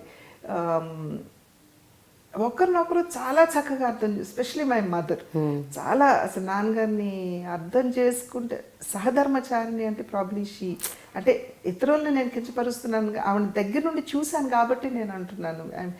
ఇట్స్ జస్ట్ కైండ్ ఆఫ్ తనుకుంటూ వస్తున్నటువంటి మాటలు అవి. ఎందుకంటే నాన్నగారు ఎప్పుడు కూడా నాకు ఇది అవసరం అని చెప్పడం మేము ఎప్పుడు వినలేదు, కానీ ఆయన అర్థం చేసుకుని ఆయనకు అనుగుణంగా మా అమ్మగారు నడిచేవారు. నాన్నగారు ఉదాహరణకి నాన్నగారు ఈటింగ్ డైటరీ హ్యాబిట్స్ చాలా విలక్షణంగా ఉండేవి. ఒకసారి he would go on high protein diet, only chicken for breakfast, lunch, dinner అట్లా ఉండేది. ఒక నెల రోజులు తిన్న తర్వాత he would just look at my mother and say, Tarakam నాకు చికెన్ తినాలని లేదు అనేవారు, అంతే. She would immediately change it to తోటకూర వెల్లుల్లిపాయ. నేను అసలు చెప్పవలసిన అవసరం లేదు. అలాగే ఆయన వస్తున్నారంటే ఇందాక చెప్పినట్టు గబగబా ఆయనకి రాతి చెంబులో నీళ్లు తాగటం అనమాట, రాతి చెంబులో నీళ్లు తీసుకెళ్ళడానికి అందివ్వటం. She was everything not only for my father, అసలు ఇంట్లో మా కుటుంబానికి binding factor is my mother. 11 మంది బిడ్డలు, ఏనాడు కూడా మాకు ఇది లేదు అని చెప్పి మేము మా అమ్మకి చెప్పిన దాఖలాలు అట్లా సమకూర్చేసేవారు అనమాట. అంటే ప్రతి ఒక్కరి అవసరాన్ని గుర్తించేవారు. అదేవిధంగా బంధువులు వస్తే వాళ్ళకి ఏ రకంగా, చివరికి ఆవిడ చనిపోతూ కూడా ఇంకా రేపు చనిపోతాను డెలిరియస్ స్టేజ్లో ఉన్నప్పుడు మేమందరం హాస్పిటల్కి వెళ్ళి ఆవిడ దగ్గర కూర్చుంటే షీ వుడ్ సే, అందరేంటి ఇక్కడ ఉన్నారు, చుట్టాలు వస్తున్నారు ఇంటికి, ఉతికిన బెడ్షీట్స్ వేశారా లేదా, అప్పుడా లేపి పెట్టారా లేదా, దట్ వాజ్ హర్ థింకింగ్ అనమాట. So she was an amazing lady. చాలామందికి ఆవిడ గురించి తెలీదు, she was an amazing lady. నాకేమనిపిస్తుందంటే మీ mother is the most luckiest women in the planet అనిపిస్తుంది. అంటే అంత అందమైన భర్తకి భార్య. ఎవ్రీబడి అంటే ఆ రోజుల్లో ఎన్టీ రామారావు గారు అంటే మోస్ట్ హ్యాండ్సమ్ పర్సన్. అంత మోస్ట్ హ్యాండ్సమ్ పర్సన్ వైఫ్గా ఉండటం అంటే అసలు అది సంథింగ్ విచ్ ఇస్. మా నాయనమ్మ గారు చాలా గర్వంగా చెప్పుకునేవారు, నాకు ఇద్దరు కొడుకులు, చాలా, మా చిన్నాన్నగారు కూడా చాలా అందంగా ఉంటారు. అయితే ఆవిడ అనేవారు మాతోటి, మా చిన్నతనంలో అనేవారు అనమాట, నేను సద్దన్నంలో గర్భిణిగా ఉన్నప్పుడు, సద్దన్నంలో అంటే ఇంచుమించు నీరు కారి వాసన వచ్చేటువంటి అన్నంలో ఆవకాయ పచ్చడి కలుపుకుని తినాలని అప్పుడు అనిపించేది. క్రేవింగ్స్ ఉంటాయి కదా, సో అట్లా తిన్నాను కాబట్టి చాలా అందమైన పిల్లలు పుట్టారు, మీరు కూడా అట్లాగే తినండి. మేము నవ్వేవాళ్ళు, అమ్మ అందం పక్కన పెట్టండి, పాచిపోయిన అన్నం మేమట్లా తింటామని నవ్వేవాళ్ళు. అదేవిధంగా మా అమ్మగారు చెప్పేవారు, సహజంగా చంద్రకాంత పువ్వులతోటి భగవంతుడికి, దేవుడికి పూజ చేయొద్దని పెద్దలు చెప్తారు, whatever be the scientific reason. కానీ మా అమ్మగారికి చంద్రకాంత పువ్వులు అంటే చాలా ఇష్టం.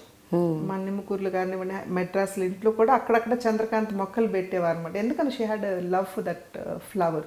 సో ఆ చంద్రకాంత పువ్వులతోటే మా అమ్మ పూజ చేసేవారట తను చిన్నప్పుడు. అందుకని అంత అందమైన భర్త దొరికాడని చెప్పి అమ్మగారు కూడా చాలా మురిపంగా చెప్పుకునేవారు అనమాట. But definitely she is very lucky, because కేవలం ఆయన ఆహార్యం, ఆయన అందం అని మాత్రమే కాకుండా నైస్ పర్సన్, అందరి చేత నా అనిపించుకుని, అందరి చేత ప్రేమింపబడి, అందరి చేత ఇంత పెద్ద స్థాయిలో గౌరవాన్ని అందుకునేటువంటి వ్యక్తికి భార్య అనేది నిజంగా it's blessing for her and she's really lucky. మీరు కూడా అడపాదడపా ఒకటి అరా చంద్రకాంత పూలతో పూజ చేశారా ఏంటి? దగ్గుబాటి వెంకటేశ్వరరావు గారు కూడా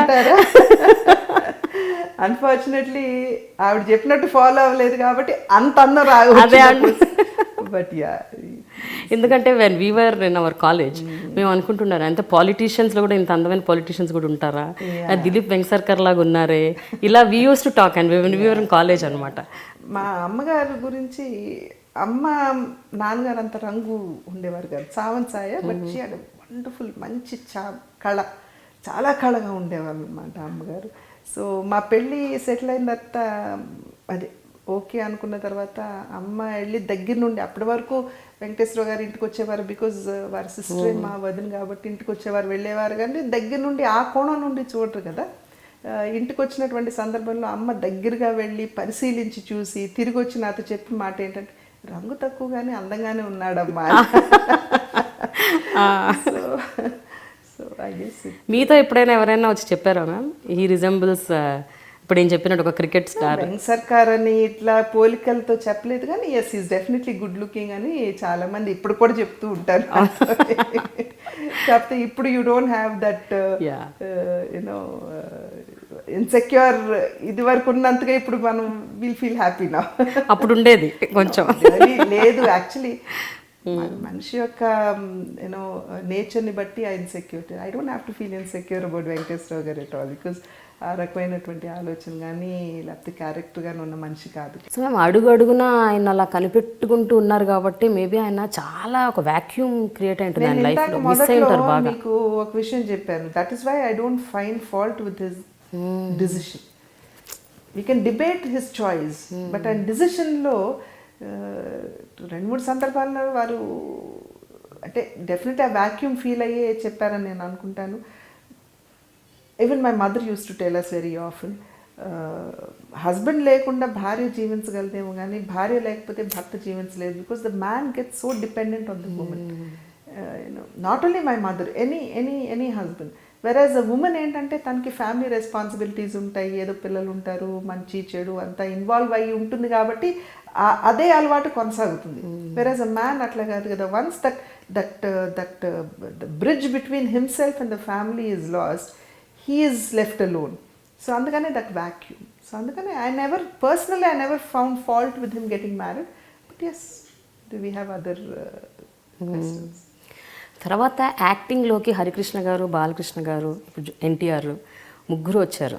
మీరు వాళ్ళని స్క్రీన్ మీద చూస్తున్నప్పుడు మీకు ఏమనిపిస్తుంది? ఎవరిలో ఎక్కువగా నాన్నగారి హావభావాలు కానీ, బాడీ లాంగ్వేజ్ కానీ, యాక్టింగ్ స్కిల్స్ కానీ, ముగ్గురులో అంటే మన కంపారిటివ్ బేసిస్? ఎవ్రీబడి హ్యాస్, ఒక్కొక్కళ్ళు they will have their own style of acting అనుకున్నామ్మా. బట్ కాకపోతే ఎస్, నాన్నగారిని రెపిటేటివ్గా స్క్రీన్ మీద చూస్తున్నటువంటి సందర్భంలో కొన్ని మేనరిజమ్స్ అనుకోకుండా ఇంబైబ్ అయిపోతాయి. అది కావాలని చేయడం కాదు, బట్ అనుకోకుండా దే జస్ట్ ఇంబైబ్ అవుతాయి. కొంత బాలకృష్ణ గారిలో ఉంది, కొంత హరికృష్ణ గారిలో ఉంది, కొంత జూనియర్ ఎన్టీఆర్లో కూడా ఉంది. కొన్ని సందర్భాల్లో హరికృష్ణ గారు యంగ్గా ఉన్నప్పుడు ఆయన యాక్ట్ చేసి చాలా తక్కువ, బట్ దానవేరు సోరు కన్నా కొన్ని యాంగిల్స్లో నాన్నగారు చూసినట్టు అనిపించేది ఆయన ముఖ పోలికలు అవన్నీ చూస్తే. అట్ ద సేమ్ టైం కొన్ని మేనరిజమ్స్ ఇప్పుడు శ్రీరామ రాజ్యంలో చూసినప్పుడు బాలకృష్ణ అట్లాగే అనిపించారు నాకు, రాముడుగా ఆయన యాక్టింగ్. కొన్ని సందర్భాల్లో జూనియర్ ఎన్టీఆర్ కూడా అట్లాగే అనిపిస్తారు. So everybody has their own thing, but yes ఆయన చూసినటువంటి సందర్భంలో కొన్ని మేనరిజమ్స్ అన్కాన్షియస్గా వీళ్ళందరిలో కూడా ఇంబైబ్ అయి ఉన్నాయి ఫ్రమ్ డిఫరెంట్ ఆస్పెక్ట్స్. పేర్లు కూడా భలే గమ్మత్తుగా చాలా గొప్పగా పెట్టారు పేర్లు మీ అందరికీ. అందరి పేర్లు, మగవాళ్ళ పేర్లన్నీ కృష్ణతో ఎండ్ అవుతాయి, ఆడవాళ్ళ పేర్లు ఈశ్వరితో. అని what is that conscious effort? అంటే ఎందుకు మీరు ఎప్పుడైనా మీరు అడిగారా నాన్నగారిని అలా ఎందుకు పెట్టారు పేర్లన్నీ? అట్లా అడిగిన సందర్భం అయితే లేదమ్మా, బట్ చివరి మా మా పేర్ల వరకు ఎందుకు, మా పిల్లలకు కూడా ఇప్పుడు నా బిడ్డలకు వచ్చేటప్పటికి అమ్మ లేకపోవటం, కొంచెం నాన్నగారు బిజీగా ఉండటం వల్ల కుదరలేదేమో కానీ, ఇప్పుడు మా పెద్దన్నయ్య కూతురు పేరు కుముదిని, మా రెండో అన్నయ్య కూతురు, ఇద్దరు కూతుళ్ళు, వాళ్ళిద్దరు పేరు సీమంతిని, మనస్విని. తర్వాత మా మూడో అన్నయ్య హరికృష్ణ గారు అమ్మాయి పేరు వెంకటరామ అని మా నాయనమ్మ గారి పేరు పెట్టిన, తర్వాత దాన్ని సుహాసిని అని మార్చారు. దెన్ మా బాలకృష్ణ కూతురు పేరు బ్రహ్మణి, తేజస్విని. మా ఆఖరి తమ్ముడు కూతురు పేరు ఈశాని. సో ఇట్లాగూ I mean he had a wonderful flair when it came for names అని నేను అనుకోవచ్చు. బట్ అఫ్ కోర్స్ సాడ్లీ ఎప్పుడు క్వశ్చన్ చేయలేదు ఎందుకు అని.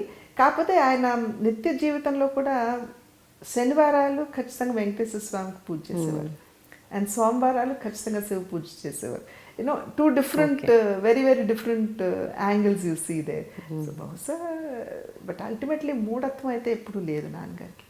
ఇన్ఫ్యాక్ట్ నేనే నాన్నగారిని when I was about 10-12 years నేను ప్రశ్నించాను. 33 కోట్ల మంది దేవతలు అంటారు, 3 కోట్ల మంది దేవతలు అంటారు, ఎందరో దేవుళ్ళు అంటారు, ఏ భగవంతుడి మీద, ఏ స్వరూపం మీద నేను విశ్వాసాన్ని నిలపాలి, పూజ చేయాలి అన్నప్పుడు ఆయన బ్యూటిఫుల్ ఆన్సర్ ఇచ్చారు. ఈ సైడ్ అమ్మ నువ్వు దేవుడు అని నన్ను అడగొద్దు, గోడ మీద నల్ల చుక్క పెట్టి అది దేవుడు అనుకుంటే అదే దేవుడు నీకు. ఆ చుక్క ముందు కూర్చుని అంతర్మథనం చేసుకుంటూ మంచి చెడు నీలో ఏమున్నాయి, ఏ మేరకు ఉన్నాయి గుర్తించి మంచిని పెంచుకుంటూ నువ్వు చెడుని సరిదిద్దుకోవటానికి చేసే ప్రయత్నమే పూజ. So you don't have to do బాహ్యంగా నువ్వేదో రాముడు కృష్ణుడు అని నమ్మని అవసరం లేదు అని చెప్పారు. అసలు ఆధ్యాత్మికత అంటే అదే కదా ultimately. So I believe he's my ఆధ్యాత్మిక గురు ఇన్ దట్ సెన్స్. బికాస్ అనేక చిన్న చిన్న సంఘటనలతోటి, చిన్న చిన్న ఎగ్జాంపుల్స్ తోటి ఈ రకమైనటువంటి విలువల్ని మాకు అందించారు ఆయన. సో సో ఎంత ఆయన చాలా సాంప్రదాయం పద్ధతులు వాటికి పెద్దపీట వేసాక మూఢత్వం లేదు, ఛాందసత్వం లేదు, మనిషి ప్రోగ్రెసివ్గా ఉండేవారు. ఎప్పుడన్నా కోపం వచ్చేదా? కోపం వస్తే ఎలా ఉండేవారు? తిట్టేవారా, అరిచేవారా? అస్సలు అస్సలు. ఆయన ఫేమస్ డైలాగ్, ఆయన కోపం వస్తే ఏం మనకి మతులు పోతున్నాయి అనేవారు. అక్కడ కూడా నీకు అని అనేవారు కదా, మనకి మతులు పోతున్నాయి అనేవారు. ఆయన ఆ మాట అన్నారంటే we use to die at 1000 deaths. ఎందుకంటే ఎప్పుడు అన్నని తిట్టనటువంటి వ్యక్తి ఆ రకంగా అన్నారంటే మేమేదో చాలా డ్రాస్టిక్గా తప్పు చేసాం, వెంటనే మేము సర్దుకునేవాళ్ళం అనమాట. సో మా మీద చేయి వేయటం కానీ, దెబ్బ వేయటం కానీ, లేదా మమ్మల్ని నోటుకొచ్చినట్టు తిట్టడం కానీ ఎప్పుడు లేదు. కానీ మీతో చాలా క్లోజ్గా ఉండేవారంట విన్నాను నేను. ఎక్కువ మీతో కొంచెం బాండింగ్ ఎక్కువ అని, మీతో కొంచెం అట్లీస్ట్ ఒక డిస్కషన్ చేసేవారు. I don't know whether he did it with others or not, because may really we didn't share notes on that. కానీ అనేక సందర్భాల్లో when I hear from my siblings ఖచ్చితంగా నాతో కొంతమేరకు డిస్కషన్ అనేది చేసేవారు అనేది నాకు ఖచ్చితంగా అనిపిస్తుంది. ఎప్పుడైనా క్వశ్చన్ చేసేవారా ఆయన ఆలోచనలు కానీ, ఆయన ఒపీనియన్స్ని కానీ, ఆయన పద్ధతులు కానీ మీరు ఎప్పుడైనా క్వశ్చన్ చేసి అదొక డిబేట్కి దారి తీయటం అలా మూవీస్లో ఉన్నప్పుడు అసలు అవకాశమే లేదు. ఎందుకంటే ఒక ప్రొఫెషన్ కానీ వెళ్ళేవారు కాబట్టి. కాకపోతే సినిమాలు చూసి వచ్చి చిచి బాగాలేదంటే కోపం వచ్చేది నాకు. చీ బాగాలేదు అన్న మాట అనొద్దు, బాగోలేకపోతే ఆయన ఎందుకు తీస్తాడు ప్రొడ్యూసరు, ఇంత మనీ, ఇంత ఎనర్జీ, ఇంత టైం ఇన్వెస్ట్ చేశారు, నాకు నచ్చలేదు అని చెప్పి అది వేరే విషయం, కానీ చిచి బాగాలేదు అన్నమాట అనొద్దు అని చెప్పి అనేవారు. సో ఆ రకంగా he use to take the debate. రాజకీయాల్లోకి వచ్చిన తర్వాత ఒక రకంగా చెప్పాలంటే నాకు ఆ రాజకీయ పరిణితి తక్కువ. సో ఇట్లా అంటున్నారు నాన్న, అట్లా జరుగుతాను నాన్న, ఇట్లా డిస్కషన్ నాన్న ఎవరైనా మా దగ్గర చెప్తే, అప్పుడు చాలా వరకు ఇంటికే పరిమితం అయ్యాం కాబట్టి అది కూడా తక్కువే ఉండేది, పేపర్స్లో చూడటం ఏదన్నా అంతవరకేను. సో అది మాత్రం వెళ్ళి వారు చెప్తే తల ఊపేవారు. వారి భాష, భావ వ్యక్తీకరణ కూడా చాలా వైవిధ్యంగా, విభిన్నంగా ఉండేది. సినిమాల్లో అయితే మనం ఎలా చూసామో నిజ జీవితంలో కూడా ఆయన ఎవరితో మాట్లాడుతున్నప్పుడు ఆ గౌరవప్రదంగా మాట్లాడటం, ఆయన యూజ్ చేసే టర్మినాలజీ, ప్రతి పదం చాలా, అంటే ప్రతి ఒక్క ఈవెన్ చిన్నపిల్లలకు కూడా ఆయనకంటే 15, 20, 30 ఏళ్ళు చిన్న అయినా కూడా వాళ్ళ గౌరవంగా మీరు అని మాట్లాడతారు. సో అది అంటే అది ఎప్పుడైనా మీరు అబ్జర్వ్ చేశారా? అంటే మేము అఫ్కోర్స్ మీరు ఇంట్లో ఉన్నారు, మీరు అబ్జర్వ్ చేస్తారు, but what is it that you derive out of it అండి? తప్పకుండా ఏమిటంటే అక్కడ వారి పెద్దనాన్న ఇన్ఫ్లుయెన్స్ చాలా ఉందని నేను అనుకుంటాను. మా పెద్ద తాతగారు. ఓకే. మా నాయనమ్మ was very young when she had మా నాన్నగారు పుట్టినప్పుడు. సో మా ఆవిడ అక్కగారు who was almost 13-14 years older to her, ఆవిడ ఒక రకంగా మా నాన్నగారిని పెంచారు. ఆవిడ భర్త శోకుల రావయ్య గారు అనేవారు మా ఊళ్ళో. ఆయన భాషకి చాలా ప్రాధాన్యత ఇచ్చేవారు. ఓకే. సో రామాయణం, మహాభారతం గ్రంథాలు ఇవన్నీ కూడా నాన్నగారికి పరిచయం అయ్యాయి అంటే ఆయన ద్వారానే, ఆయన వల్లనే అయ్యాయి. ఎక్కడైనా ఉచ్చారణ తప్పు వచ్చిందంటే బెత్తం పట్టుకుని కొట్టేవారు అంట నాన్నగారు. సో ఉచ్చారణకి అంత పెద్ద పీట వేసేవారు అనమాట. సో అది అలవాటైంది. నెక్స్ట్ నాన్నగారు నాటకాలు వేసేవారు స్టేజ్ మీద నుండి. వెన్ యువర్ యాక్టింగ్, ఆ రోజులో గ్రాంధికమే కదా మా భాష. అప్పుడు ఈ రకంగా మనం రోజువారీ మాట్లాడుకునే మాటలే. సో ఆ ఇన్ఫ్లుయెన్స్ కూడా ఉందేమో ఆయన మీద. సో ఆ రకంగా గ్రాంధికంగా మాట్లాడటం అనేది, ఆ హావభావాలు అవన్నీ కూడా అక్కడ నుండి వచ్చాయి అనేది నేను నమ్ముతాను. But at the same time yes, he believed that every person needs to be respected. ప్రతిసారి అనేవారు every dog will have its day అని. ఇంగ్లీష్లో ఒక నానుడు ఉంది. సో మనం గుర్తుంచుకోవాలి, ప్రతి వాళ్ళని గౌరవించడం మనం గుర్తుంచుకోవాలి. ఇవాళ మనం పైన ఉండొచ్చు, రేపు మన పరిస్థితి ఏమిటో మనకు తెలియదు కదా అని అనేవారు. ఇంట్లో డ్రైవరు మమ్మల్ని స్కూల్కి తీసుకెళ్ళి ఇంటికి తీసుకొచ్చి దించిన తర్వాత, ఆయన పేరు కృష్ణ, ఇప్పుడు లేడు ఆయన, ఆయనకి థ్యాంక్స్ చెప్పావా అనేవారు. సరే మేము ఆటకేతనంగా అటు చూసి ఇటు చూసి కృష్ణ థ్యాంక్ యూ అంటే కాదు, కళ్ళల్లోకి చూసి థ్యాంక్ యూ కృష్ణ అని పేరుతో చెప్పమనేవారు. So you know he was teaching us all of that అనమాట.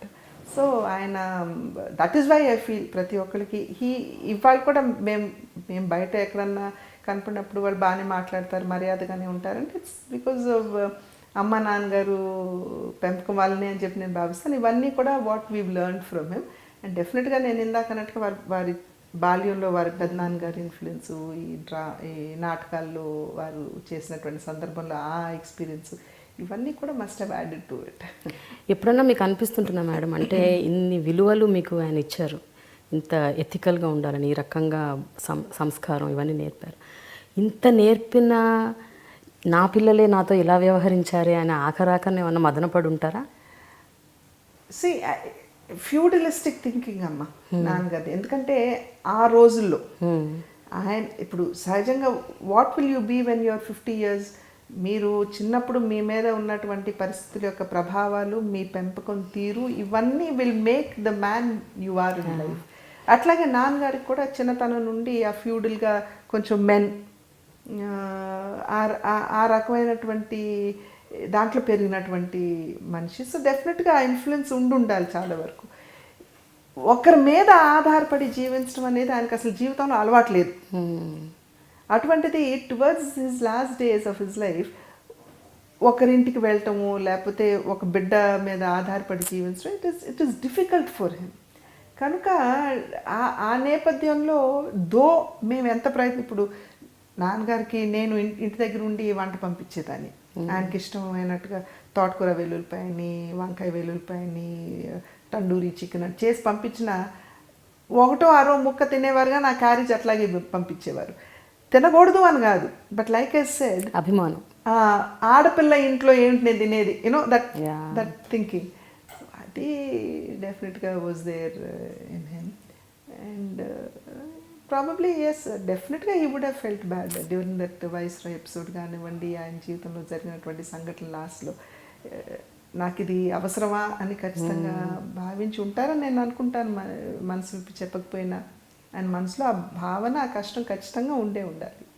మీరు కూడా అంటే మీ అక్క చెల్లెలు అన్నదమ్ములతో మీరు ఎంతో సహృద్భావంతో ఉండేవారు. అందరూ అంటే తల్లో నాలుక జనరల్గా అంటుంటారు, పురంధేశ్వరి అంటే మధ్యలో ఉన్నారు కాబట్టి అటు ఇటుగా చాలా మంచిగా అందరితో బ్యాలెన్స్డ్గా ఉండేవారని.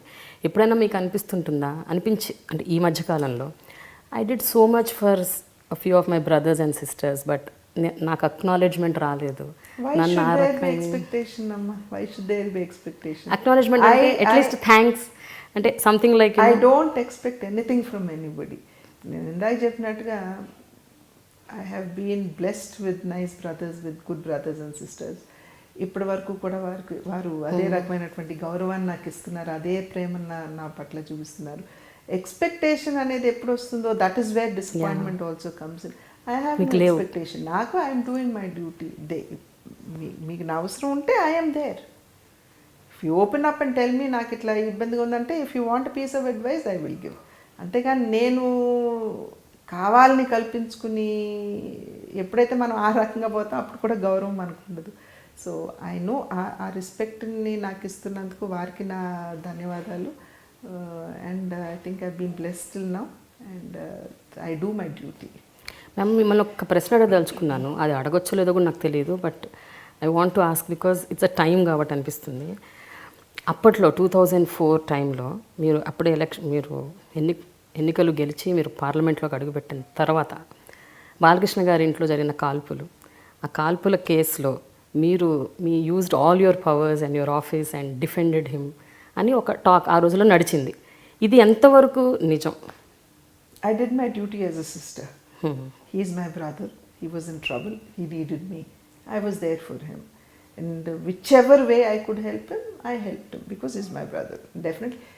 Anybody who is in need and if they think that I can help them, I will help them. And so I lived up to my responsibility. I tried to live up to my responsibility అని నేను అనుకుంటున్నాను. అది ఇప్పుడు మీకు ఆ episode అంతా ఆలోచిస్తే ఏమనిపిస్తుంది? అంటే మీరు రైట్ చేశారనుకుంటున్నారా, రాంగ్ చేశారనుకుంటున్నారా? యాజ్ ఎ కాన్షియస్ మీకు ఏమనిపిస్తుంది? No, as a sister, I did what was required, what was essential. So there's no question of feeling bad or repenting for what I did. I know that I have fulfilled my duty, and that is important to me. Ante. Whether I was there for my brother when he needed me or not అనేది నాకు important. And I firmly believed I was there. Venkateswararao గారు కానీ నేను కానీ we were there with them, with their family, and we will continue to be in future as well if they need us.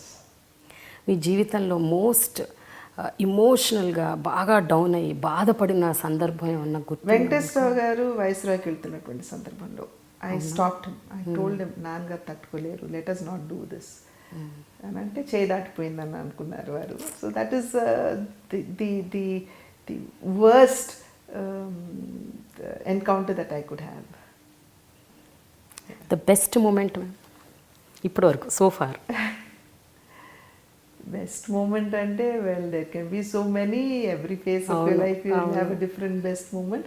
But I thank God for having blessed me with a nice life, with beautiful people around me who have supported me all through my life. మహనీయులైనటువంటి తల్లిదండ్రులు, మంచి భర్త, చక్కటి పిల్లలు who have values. That is more important to me. పిల్లలు చక్కగా ఉన్నారంటే బాహ్యంగా చక్కగా ఉండొచ్చు కానీ బట్ వాల్యూస్ అనేది పిల్లల్లో ఉండాలి. ఇవాళ I feel very proud of them when I see them. My daughter, my son in law కానివ్వండి, మై డాటర్ ఇన్ లా కానివ్వండి, వాళ్ళు చాలా సపోర్టివ్గా ఉంటారు. I have 2 beautiful grand children. I have wonderful sisters and wonderful brothers. What more can I ask? I have a content life. మీలో చాలా positive attitude ఉంది, very very positive. That's always good కదమ్మా, మంచిదే కదా. దానికి కారణం ఒకటి నేను అనుకుంటున్నాను, చెప్పనా? మీకు కళలు అంటే చాలా ఇష్టం, వెరీ ఆర్టిస్టిక్. అవునా? మీరు కూచిపూడి నేర్చుకున్నారు, ఈ మధ్య కాలంలో సితార నేర్చుకుంటున్నారని విన్నాను ఒక 2-3 నెలలుగా. అవును అవును. మీకు ఎక్కడ టైం దొరుకుతుంది ఇవన్నీ చేయడానికి? టైం దొరికినప్పుడే. ఇన్ఫాక్ట్ వెంకటేశ్వరరావు గారు స్టార్ట్ చేశారమ్మా సితారు నేర్చుకోవాలని ఆలోచనతోటి. సో వారితో పాటు నేను ఊరినే 1-2 క్లాసులని కూర్చున్నాను. సో టైం దొరికినప్పుడు I continue with him. So it's a healthy competition between us who will play better అనేది, which is actually helping us to progress positively. Yes, నాట్యంలో నాకు ఇష్టం ఉంది అని నాన్నగారు గుర్తించి, నేను అడగల. That's another wonderful thing. నాన్నగారు గుర్తించి he put me under one of the greatest gurus, Vempati చిన్న సత్యం గారు. అది కూడా భగవంతుడి అనుగ్రహం ఉంటేనే మంచి గురువులు కూడా దొరుకుతారని చెప్పి పెద్దలు అంటారు. సో అటువంటి ఒక మంచి గురువు కింద శిష్యరికం చేసేటువంటి అవకాశం, భరతనాట్యం నేర్చుకున్నాము. సో బాధ ఏమిటంటే పాడలేకపోతున్నానని. Though I would love to sing, ఆ వాయిస్ లేదు. సో బట్ మీరు పర్ఫార్మెన్సెస్ ఎందుకు ఇవ్వలేదు నాట్యం ఇన్నేళ్ళు నేర్చుకుని? నాన్నగారికి ఆ వైపు దృష్టి లేదనుకోండి. నేను I learned it because I had a passion for it. And నాకు ఆ మక్కువ ఉంది, ఆ నేర్చుకోవాలనేటువంటి ఇది ఉంది కాబట్టి నాన్నగారు ఆ రకంగా ప్రోత్సహించారు. కానీ ఎప్పుడు కూడా అరంగేయటం కూడా ఇంతవరకు చేయటం కానీ అన్యాయం మేడం. వెంకటేశ్వరరావు గారు అయినా మీకు చెప్పాల్సింది. అప్పుడు వారు బిజీగా ఉన్నారు కదా, ఈ కేమ్ ఆఫ్ ఇంటూ పాలిటిక్స్ ఇంకా. So but otherwise yes, I thank God. I mean అది కూడా భగవంతుడి అనుగ్రహమే కదా, ఈ మాత్రమైనా కళలు అబ్బినాయి అంటే. కానీ ఒక 4-5 ఏళ్ల క్రితం మీరు సిలికాన్ ఆంధ్ర వాళ్ళ కూచిపూడి నాట్యోత్సవంలో మీరు స్టేజ్ మీద డాన్స్ చేశారు అంటే ఒక 2 minutes కదా? యామిని గారు నన్ను అడ్డుకుని 13 సంవత్సరాలు నేర్చుకుని కనీసం ఒక్క స్టెప్ కూడా చేయకుండా ఎట్లా వెళ్తావు, నువ్వు చేయాల్సిందేనని చెప్పి నన్ను స్టేజ్ దిగనలేదు. అప్పుడే జస్ట్ స్మాల్ 2 minute జతలు చేశాను అనమాట. ఇప్పుడు ఎట్లాగూ సితార నేర్చుకుంటున్నారు, ఎప్పుడన్నా భవిష్యత్తులో స్టేజ్ మీద ఒక అంటే ఆరంగేట్రం లాంటిది ఒకసారి చేస్తే బాగుంటుందేమో అని మాకు చూడాలని ఉంది మిమ్మల్ని ఒకసారి ఆ రకంగా. Thank you but let us see if ఆ స్థాయికి నేను రావాలి కదా. సితార్ I don't think it's so easy to reach that level, but ఇందాక అన్నట్టుగా భగవంతుడు అనుగ్రహం ఉంటే చూద్దాం.